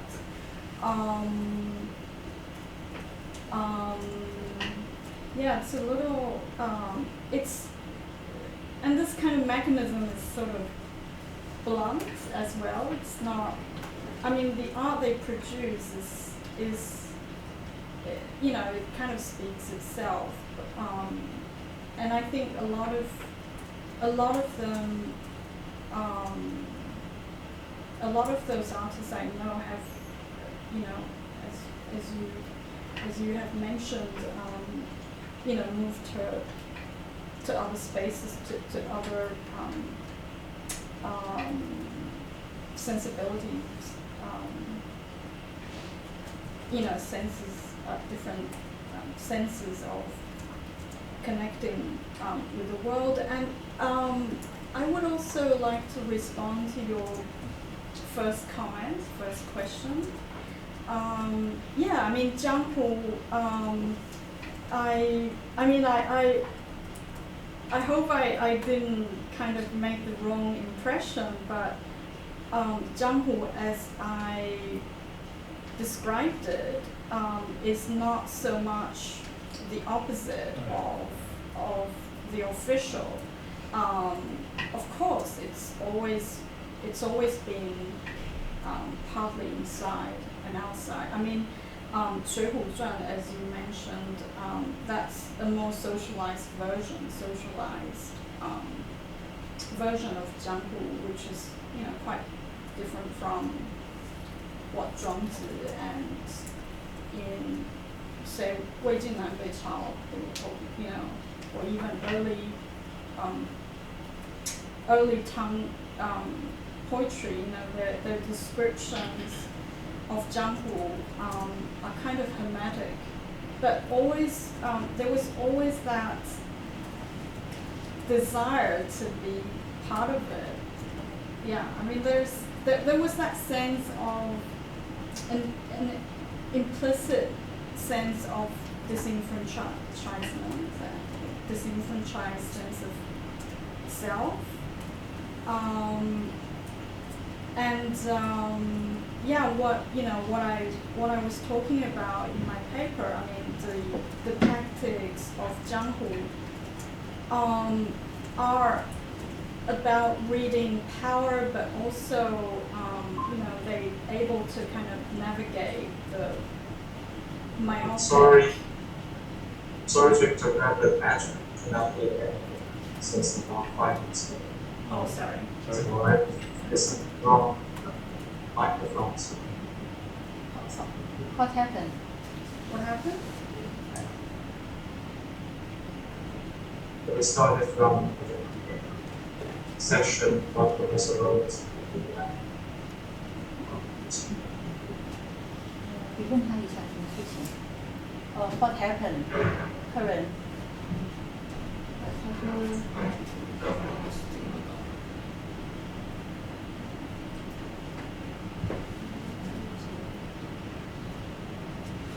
客人现在可以听见吗？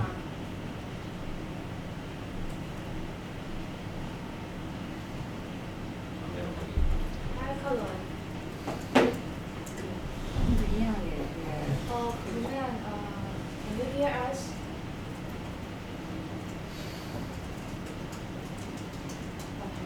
你把那个关掉了。没有。Can you hear us now? Yeah, we can hear you, Lichi. Now. Yes, yes. 你要不要 text 给这个一样，看还要不要再回来？他刚刚可能听不到，就不知道怎么回事。这样子，可以先解看清。Okay.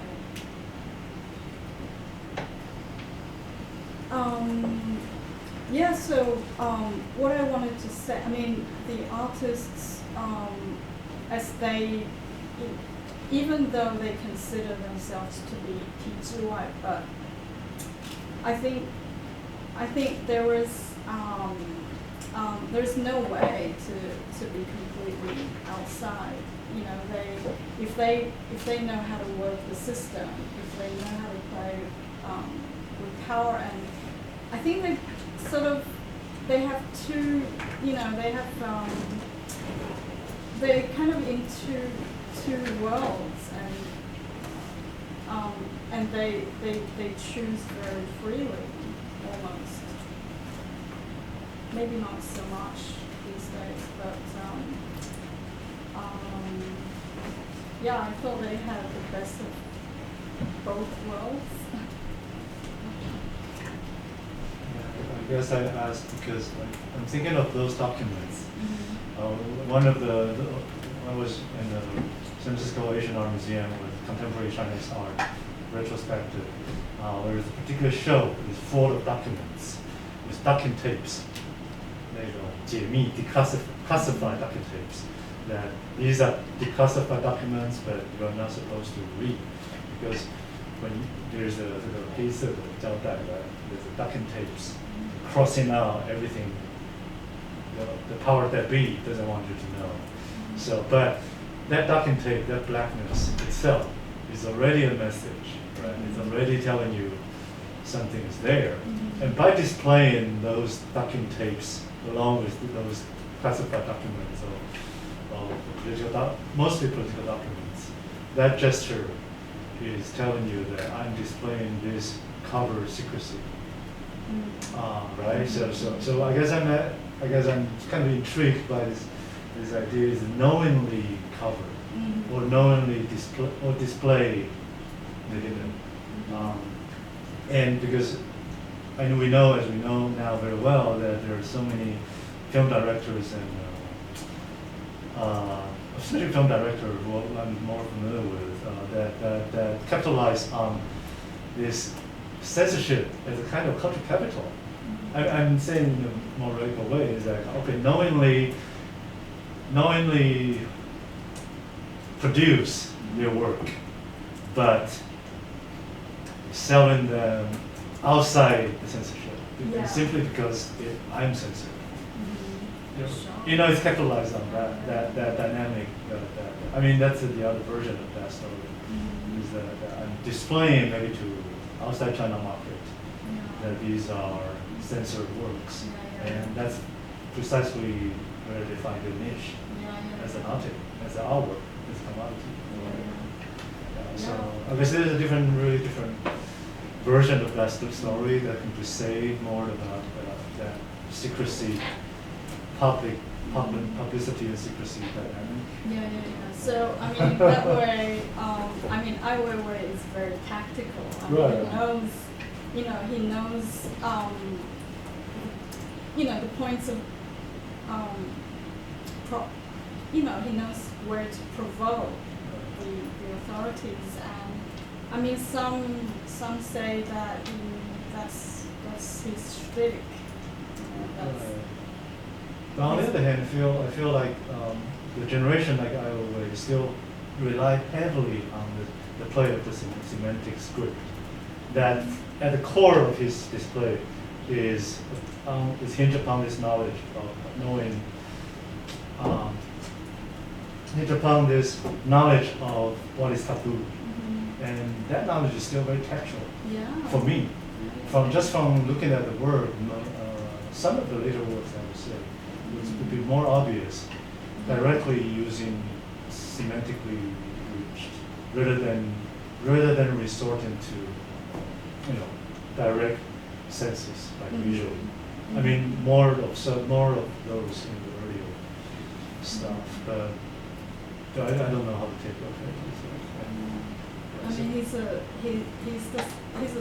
son of a poet, right? I think I guess.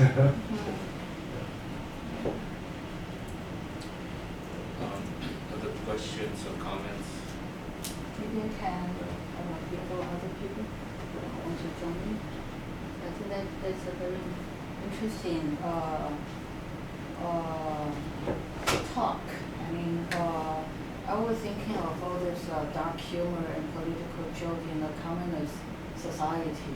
Using your that's famous, and also in communist society, I believe there are many also.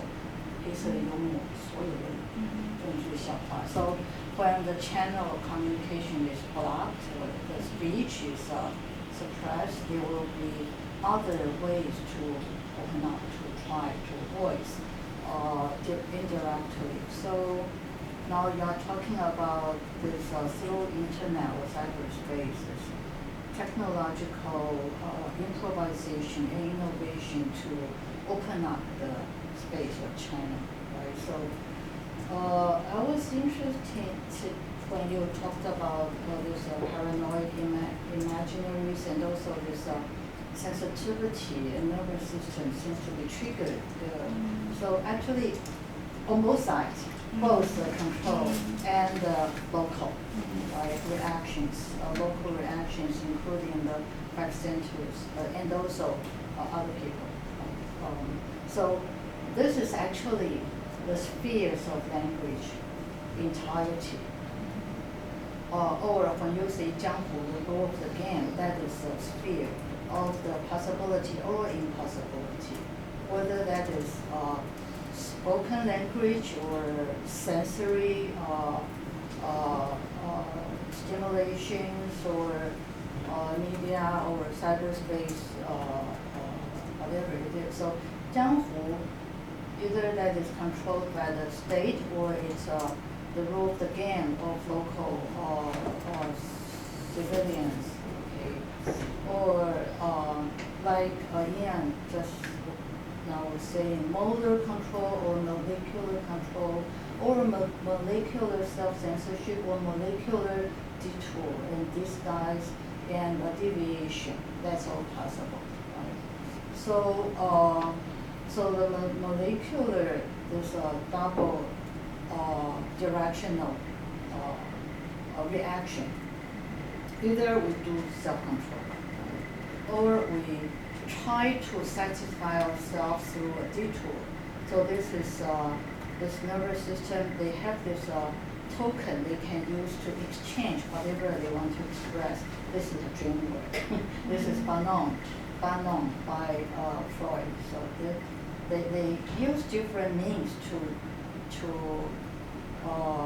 let the message out. Okay.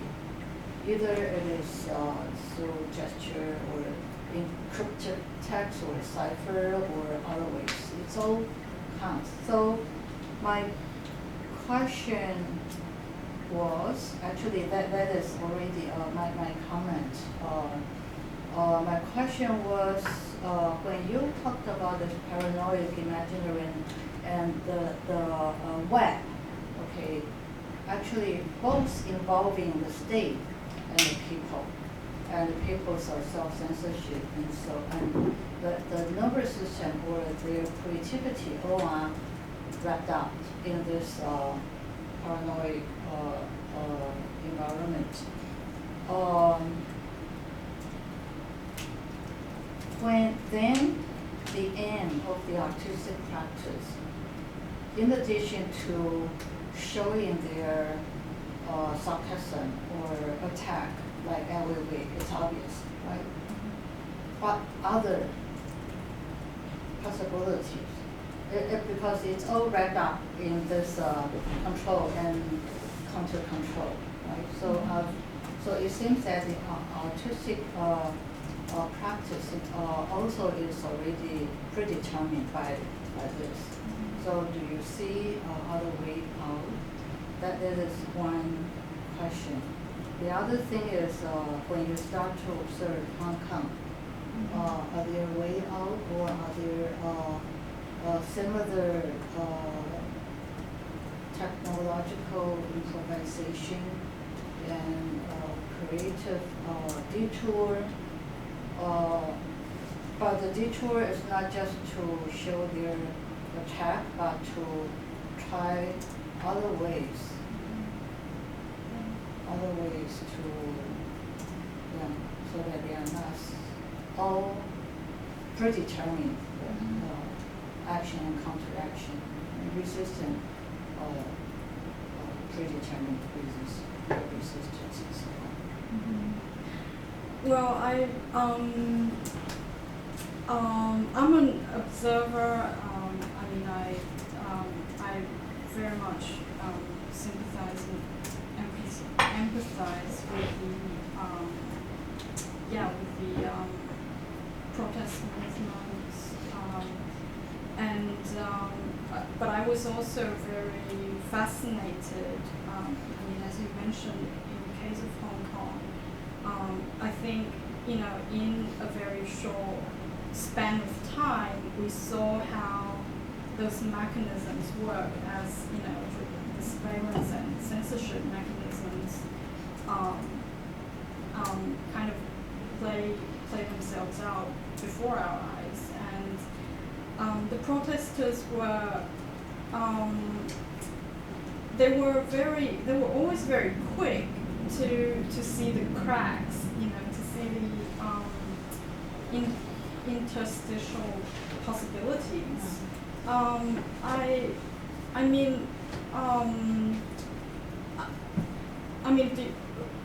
Would you call that simple? I think that they're very creative and very, very energetic. Are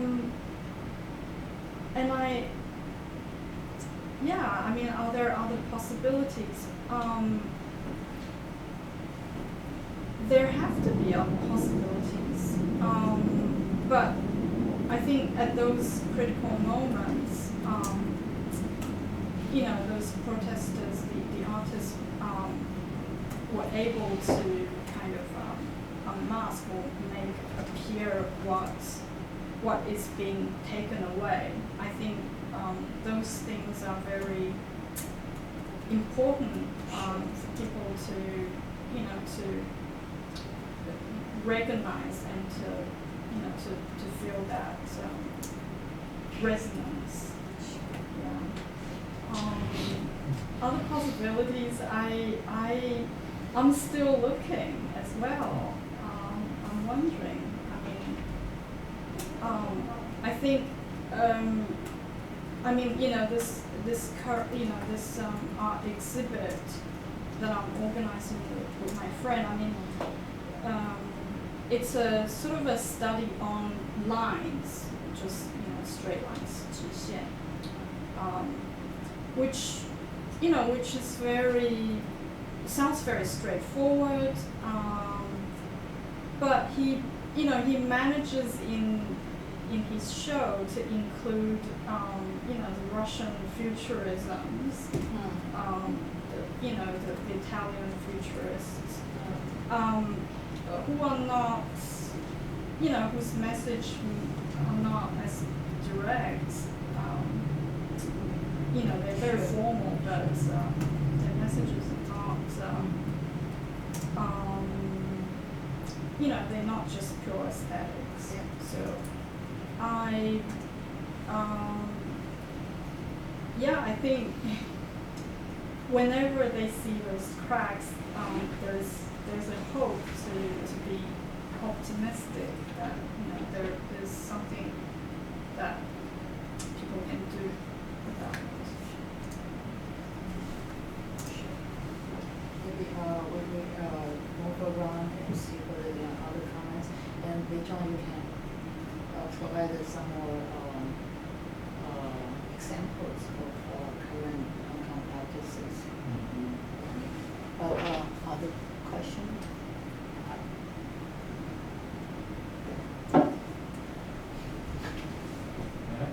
Quickly add another follow-up question. Yeah.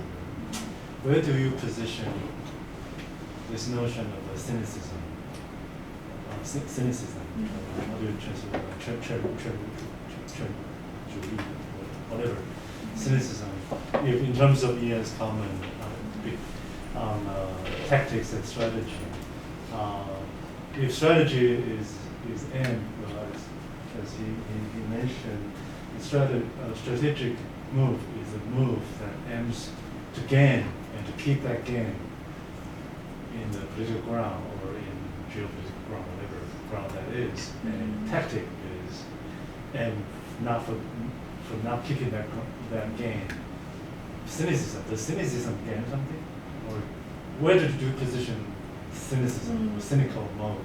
Yeah. As affect, as active, as action.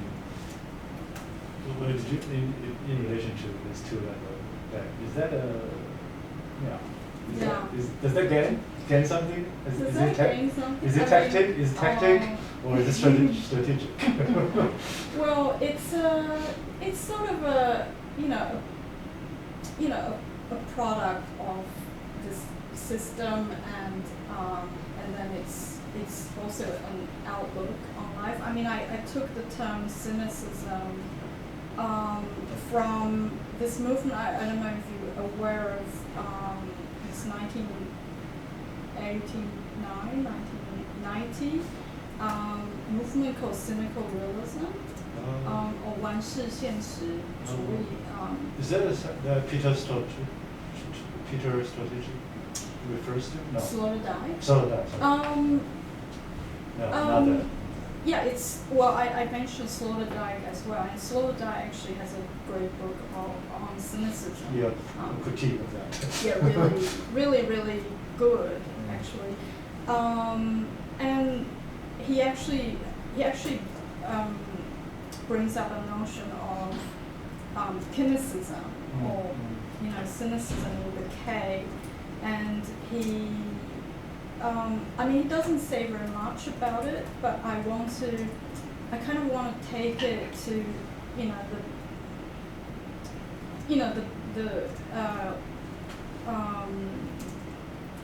to the level of what's possible, with the bodily. Can this cynicism be activated? Can it be triggered into action? Can it be stimulated? I mean, cynicism, as we know, is as a lot of literary theorists write it, it's sort of a passive. It's a sort of a passive attitude, right? Passive aggressive. Passive aggressive. Anyway, I wanted to say that I took the term from Cynical Realism, 完式现实, and what's really fantastic about this show, the curator is his name is Li Xianting. He's treated as the godfather of Songzhuang, the village I was in, and he saw this moment in '89 when, as you know, the student protest was quickly suppressed, and he noticed that a lot of the artists around Beijing, in his immediate environment, were painting kind of cartoonish paintings. Usually a face, usually a man about mid-age, and I think that's that corresponds to to a literary trend. I think it's called 痞子文学 around that time, and often in those paintings, you see like a middle-aged man with shaved heads, and they just laughing. They have a laughing face, and you don't they often painted with their eyes closed, and just laughing nervously. It's and Li Xianting, he sees it as a moment of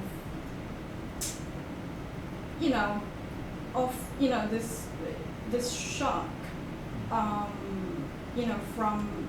from the failure of the '89 protest, It is, yeah, I think it is, so, from that description, it could seem kind of passive or passive-aggressive, as you say. But, I would also like to think the cynic, if he's cynical, he is kind of disappointed, he's a disappointed romantic. So, the cynics would have believed in something and then had their dreams shattered. So I think that hope, if that hope must always be harbored in the minds of cynics, and in my work and my research interest, I would like to see how that cynicism can be triggered into action, into activism. While acknowledging the possibility of change on the face, but that gesture itself as a cynic already speaks to a certain kind of negativity or resistance. Yeah, disappointment. Kind of, if I want to kind of phrase that gesture of the post-89. Anyway, yeah. Yeah, but he calls it, cynical realism. Right, it's a realism still. One shi. So one shi already, it's like, playing the world, playing with the world. So there is also, there's also that intention to do something, It's kind of because it kind of echoes, well, not maybe intentionally so, the socialist realism itself is already an oxymoron, right? Realism, as referred to the present tense in terms of temporality. The socialist is always a future tense. It's not yet. It's yet to be realized. So socialist realism is already a 冲突的字眼 oxymoron. With the tension itself, and 完事现实主义 is probably trying to play up in terms of what is still possible in the present for the future. Yeah, when you see those paintings, actually I can show you. They kind of socialist, or they're very bright. Because the word 万事 doesn't seem to connote future, right? It's always play for the present. Yeah, it's very much in this world. Share screen.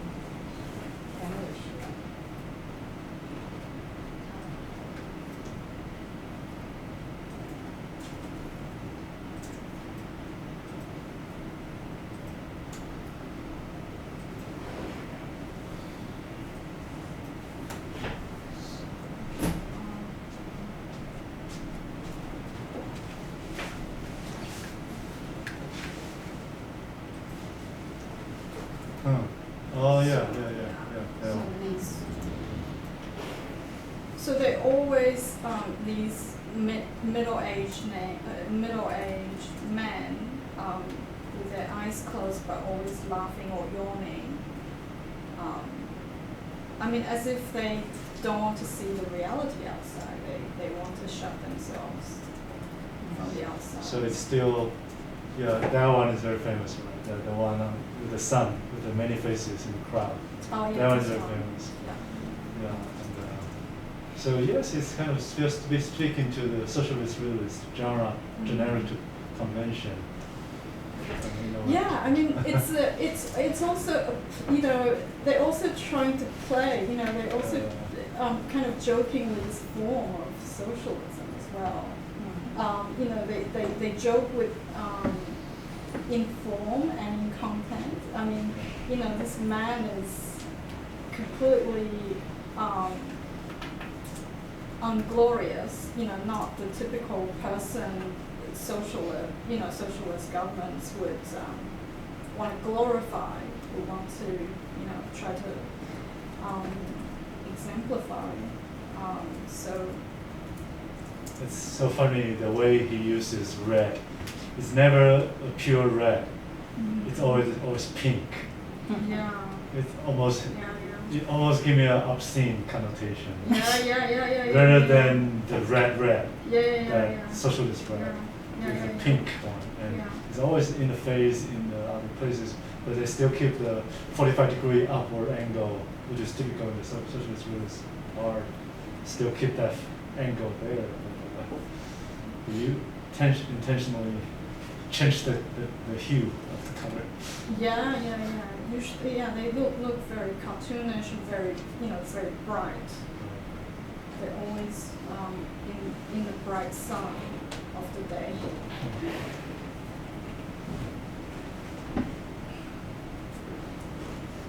We have more cynical realist questions. 同学们应该有很多例子哦，来讲一讲，share 一下。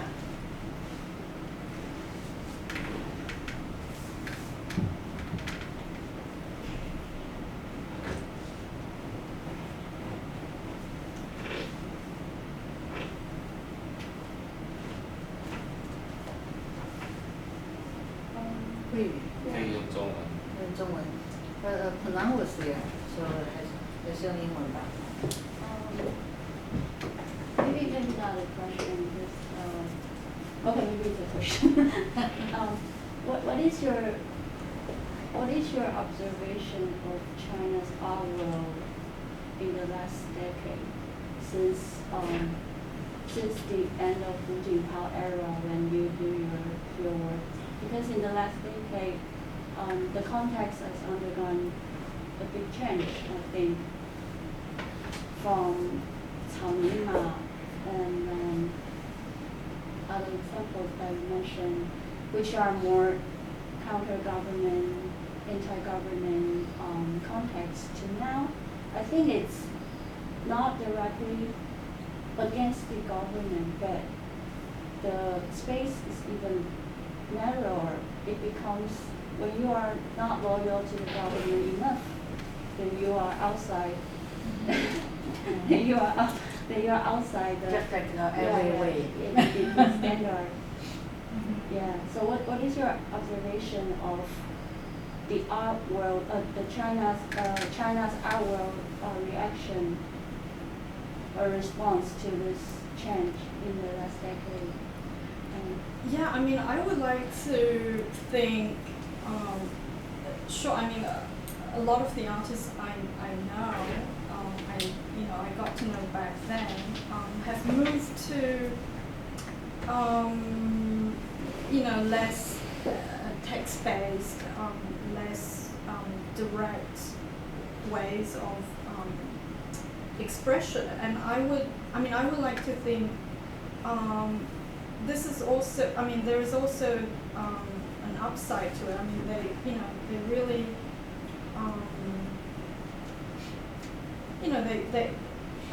I feel like their work is a bit more subtle, maybe. The work I have seen, or I cannot say of so many Chinese artists, but the ones I have kept in touch with, a lot of them move to, abstract art, abstract expressionism. Well, similar to abstract expressionism, it's not completely the same. And some move to soundscapes. There is, sure, since the moment of Cao Mima, it's,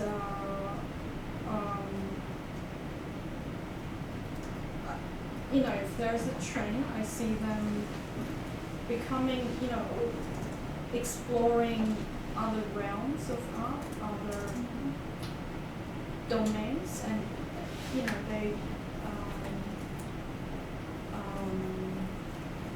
they're becoming more subtle, I would like to think.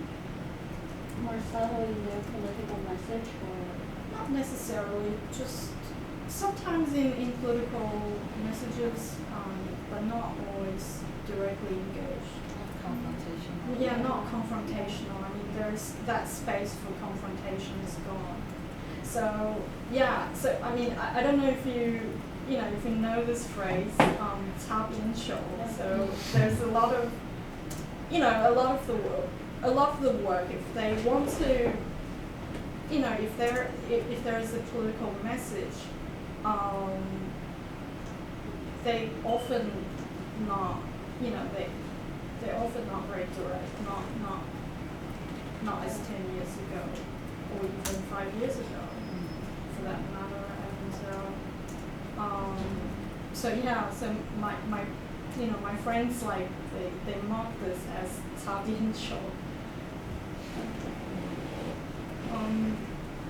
正757，青龙，这个同学。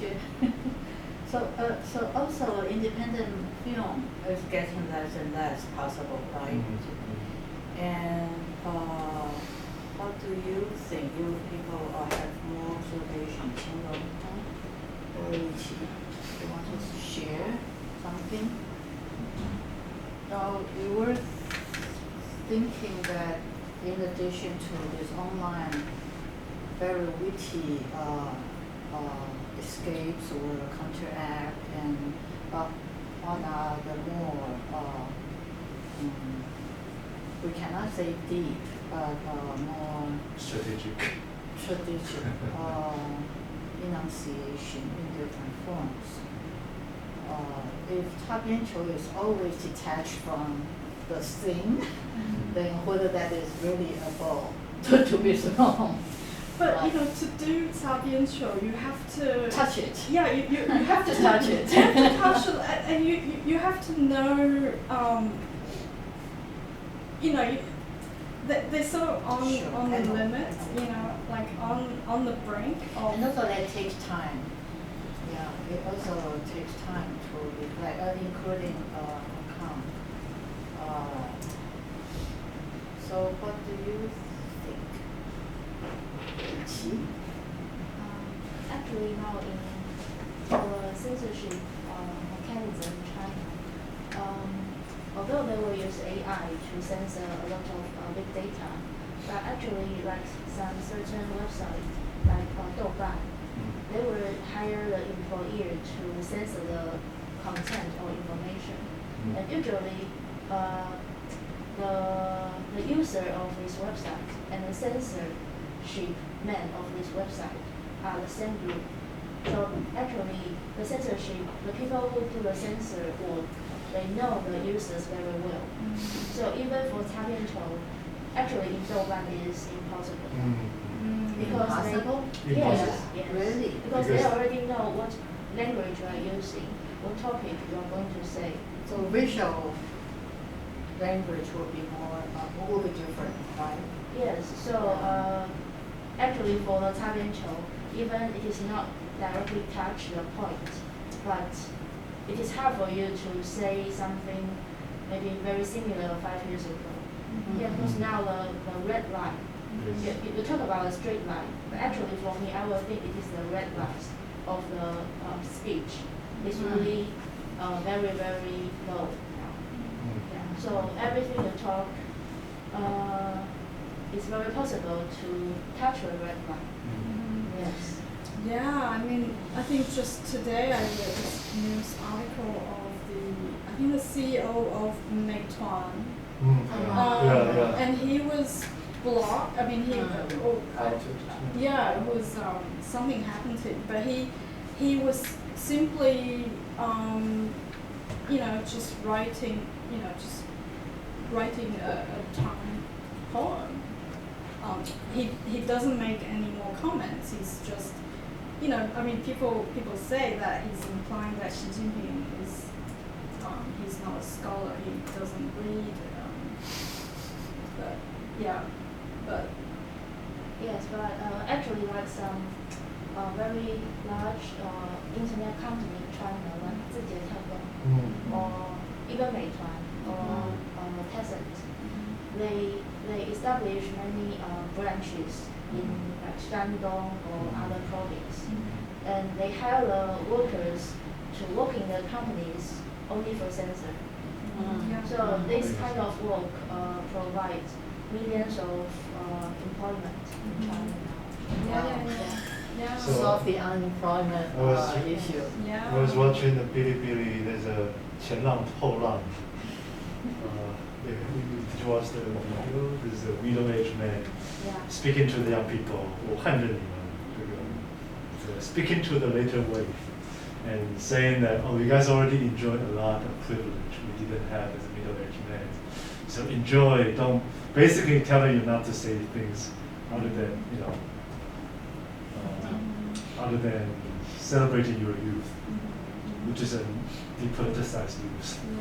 And it's a have any one of you watched that video? Last year, the middle-aged man as a 前浪, not 没有死在沙滩上, but watching through the video, through at the young people saying, you guys are already lucky enough. Don't make trouble. Enjoy your youth with your material wealth. And that Bilibili, that moment was kind of seen as a moment of a Bilibili, which is previously considered as a kind of a, you know, kind of a Jianghu-ish outside, inside platform, but no longer, because that was sponsored by Bilibili, that video.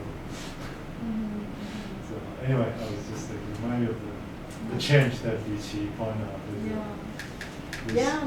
She's quite right. I mean, I did a little bit of research, and I have seen you know, this kind of censorship work being outsourced, you know, being contracted to people, you know, to peasants, people who don't make any money, and they're usually kind of like local governments, local, you know, very, local village level governments that do that.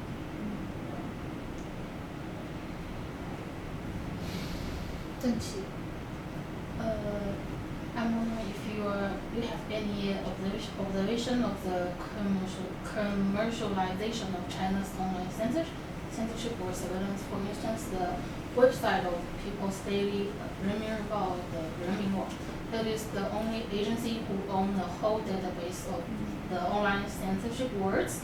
Of course, it is very dynamic. So, according to news report, through providing the service to social media companies, People's Daily has earned big money. In this case, they can hire more censors, and the surveillance system grows stronger. This is literally the 一鸡两吃 because the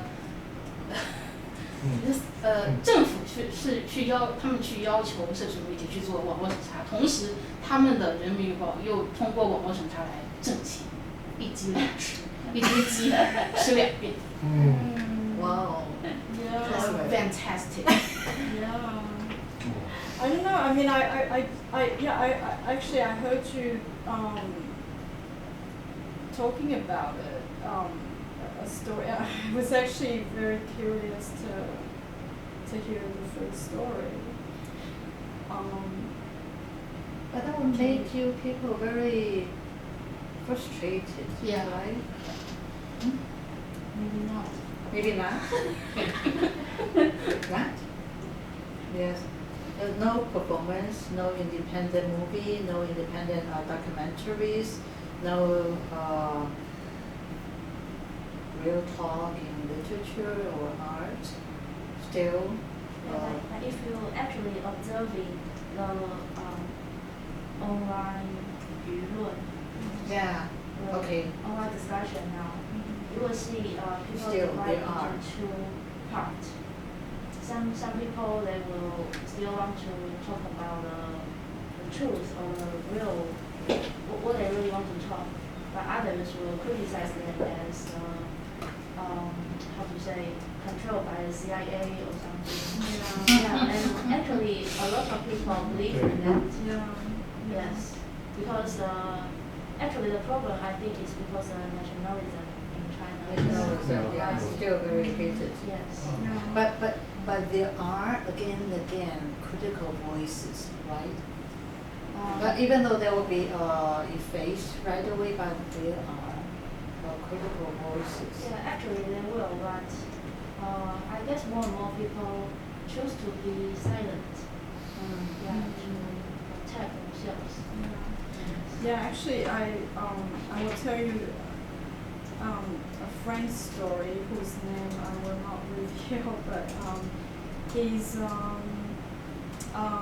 he works for I think the local government, but in the 宣传部, like propaganda department, and he I think, yeah, that was around the time I did my fieldwork. He was always very smart about, very, very sharp, making critical comments, and even when he was aware of censorship, he was very, he was always aware of where the red lines, we call it, might be. But I was quite surprised. I mean, okay, he is like a local government worker, but I was very surprised one day that even someone like him, working for the propaganda department, had his account blocked from view. So yeah, but I mean, he has since worked on projects that are also funded by the local governments, and he tries to say something else, but always within the accepted domain, where he will not be, where maybe some of the essence of what he wants to express does, kind of gets under the radar. But I think some people will notice. Some people will notice. Yeah. Chun, do you have anything you want to say? Yeah.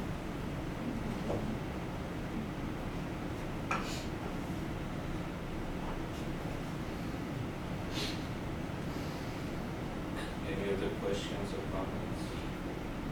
Sean? Puna, Go ahead. unmute yourself. You have to unmute it. Unmute. Can you hear me? Yeah. Okay.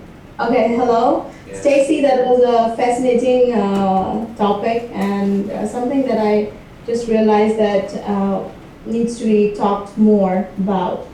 Since now we see this is becoming more and more closed and traditional, and it's not really a question, but this is my outlook that I would like to share with you. Maybe it's helpful to you in the future. With reference to what your presentation is, and I just saw a news piece in BBC that quoted President Xi Jinping's government likes to keep everything in core. They like to control everything in core. Core means their government. So censors and censorship are controlled with an urge to think that everything is good within a country. And the way you show in your presentation with various examples, how the pictures of crabs and the she camel, right? And various other pictures displayed by the ordinary public to say or indicate things that they directly cannot say, and are directed by symbols. It goes on to show that the ordinary public cannot question the core that I just mentioned in the news piece just right. That is the administrative government and the authoritarian, principles. Because they have somewhere in their mind that they can be crashed down or at any given point, and they might land themselves in the hot water. So, and this I think has given a new dimension to various artists and the field of art itself. For example, the way we see how editors, cartoonists, reporters, directors, bloggers, comedians, and various other groups, are made to stay in their toes. I mean, thus it shows that this kind of censors and the controlling of this censorship works. Somewhere it works, and somewhere we should not forget that many government authorities around the world see this, and they're also maybe admire it or want to regulate this kind of similar. I mean, of course, this is a very extreme case, but to some level, happens. It is happening in some countries, and also the giant, social media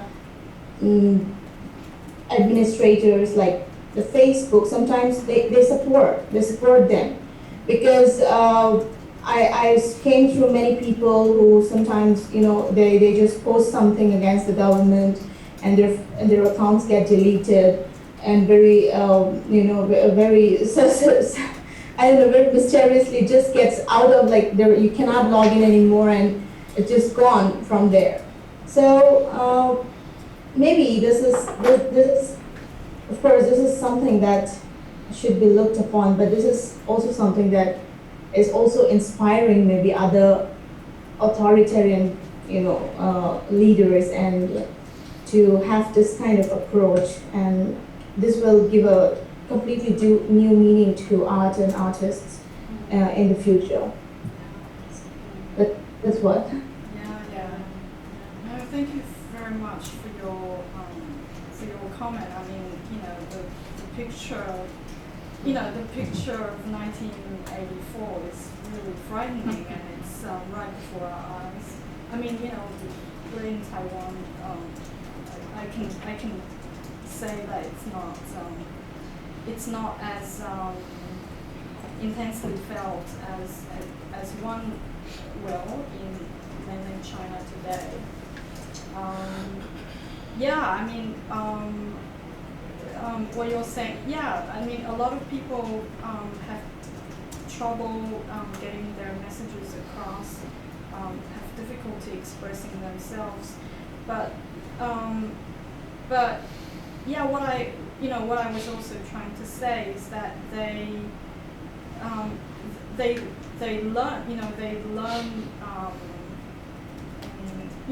also learn, and they update themselves constantly to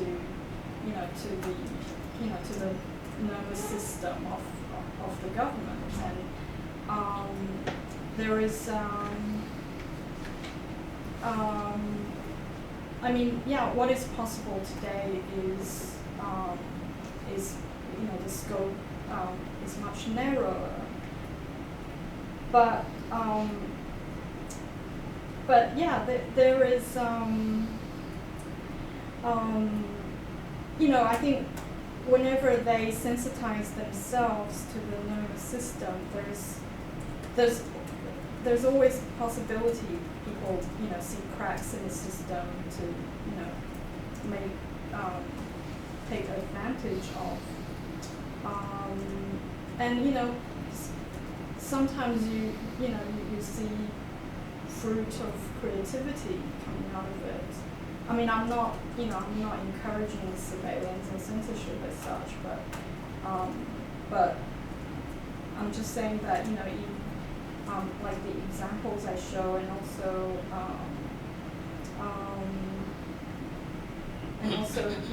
people's sort of creative ways to get around the mechanical gaze are also, looked in a different way, can also be celebrated for their creativity. Yeah, that's true. Yeah, so maybe we should trust the resilience in human nature. Human nature will not be totally shaped by the mechanical engine of a gaze. There are people who feel things differently, but it would take time to get the message across. But in different forms, maybe not directly. Now I'm talking like a teacher. To encourage our students not to be so disappointed or frustrated or discouraged. But always, they will be always. That is my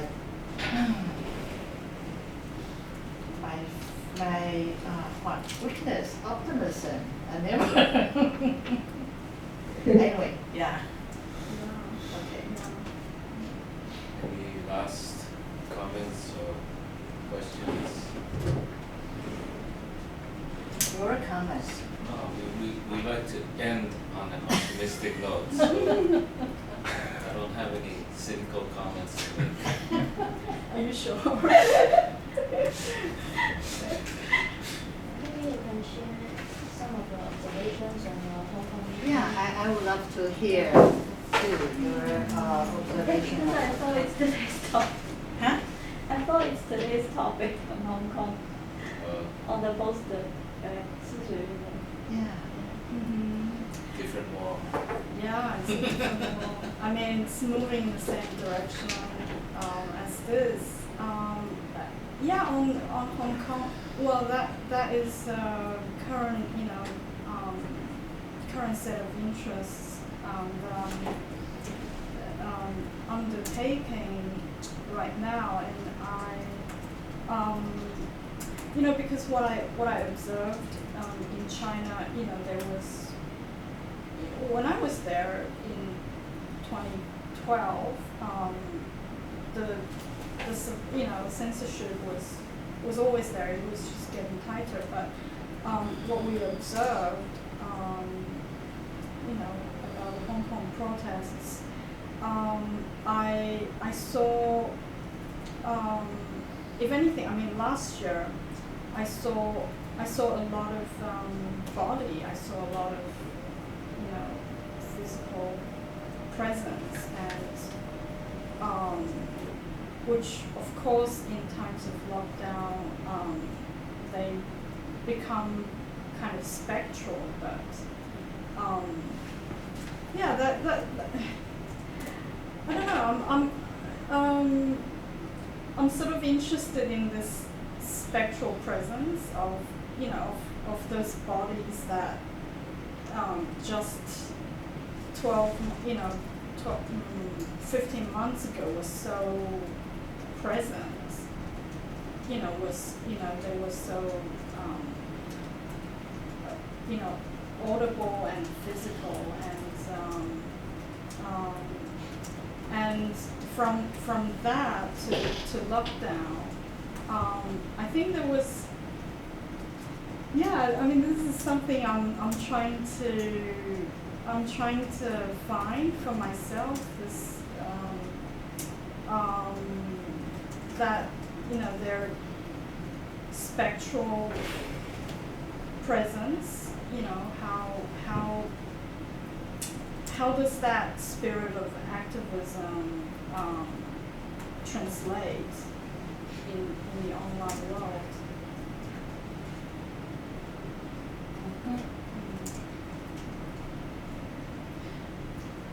Yeah, I mean, it's a very it's an ongoing battle, but we've also seen so much creativity in it that I think that has to be celebrated.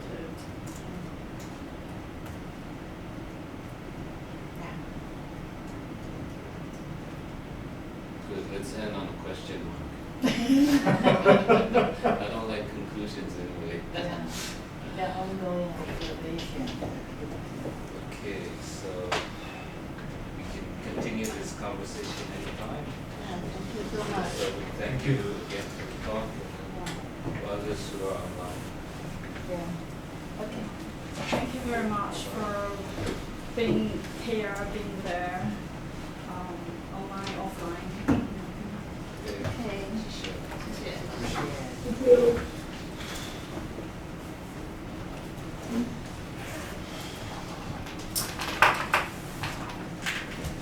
刚刚那个后面那一些话，其实后来都变成创天价的作品。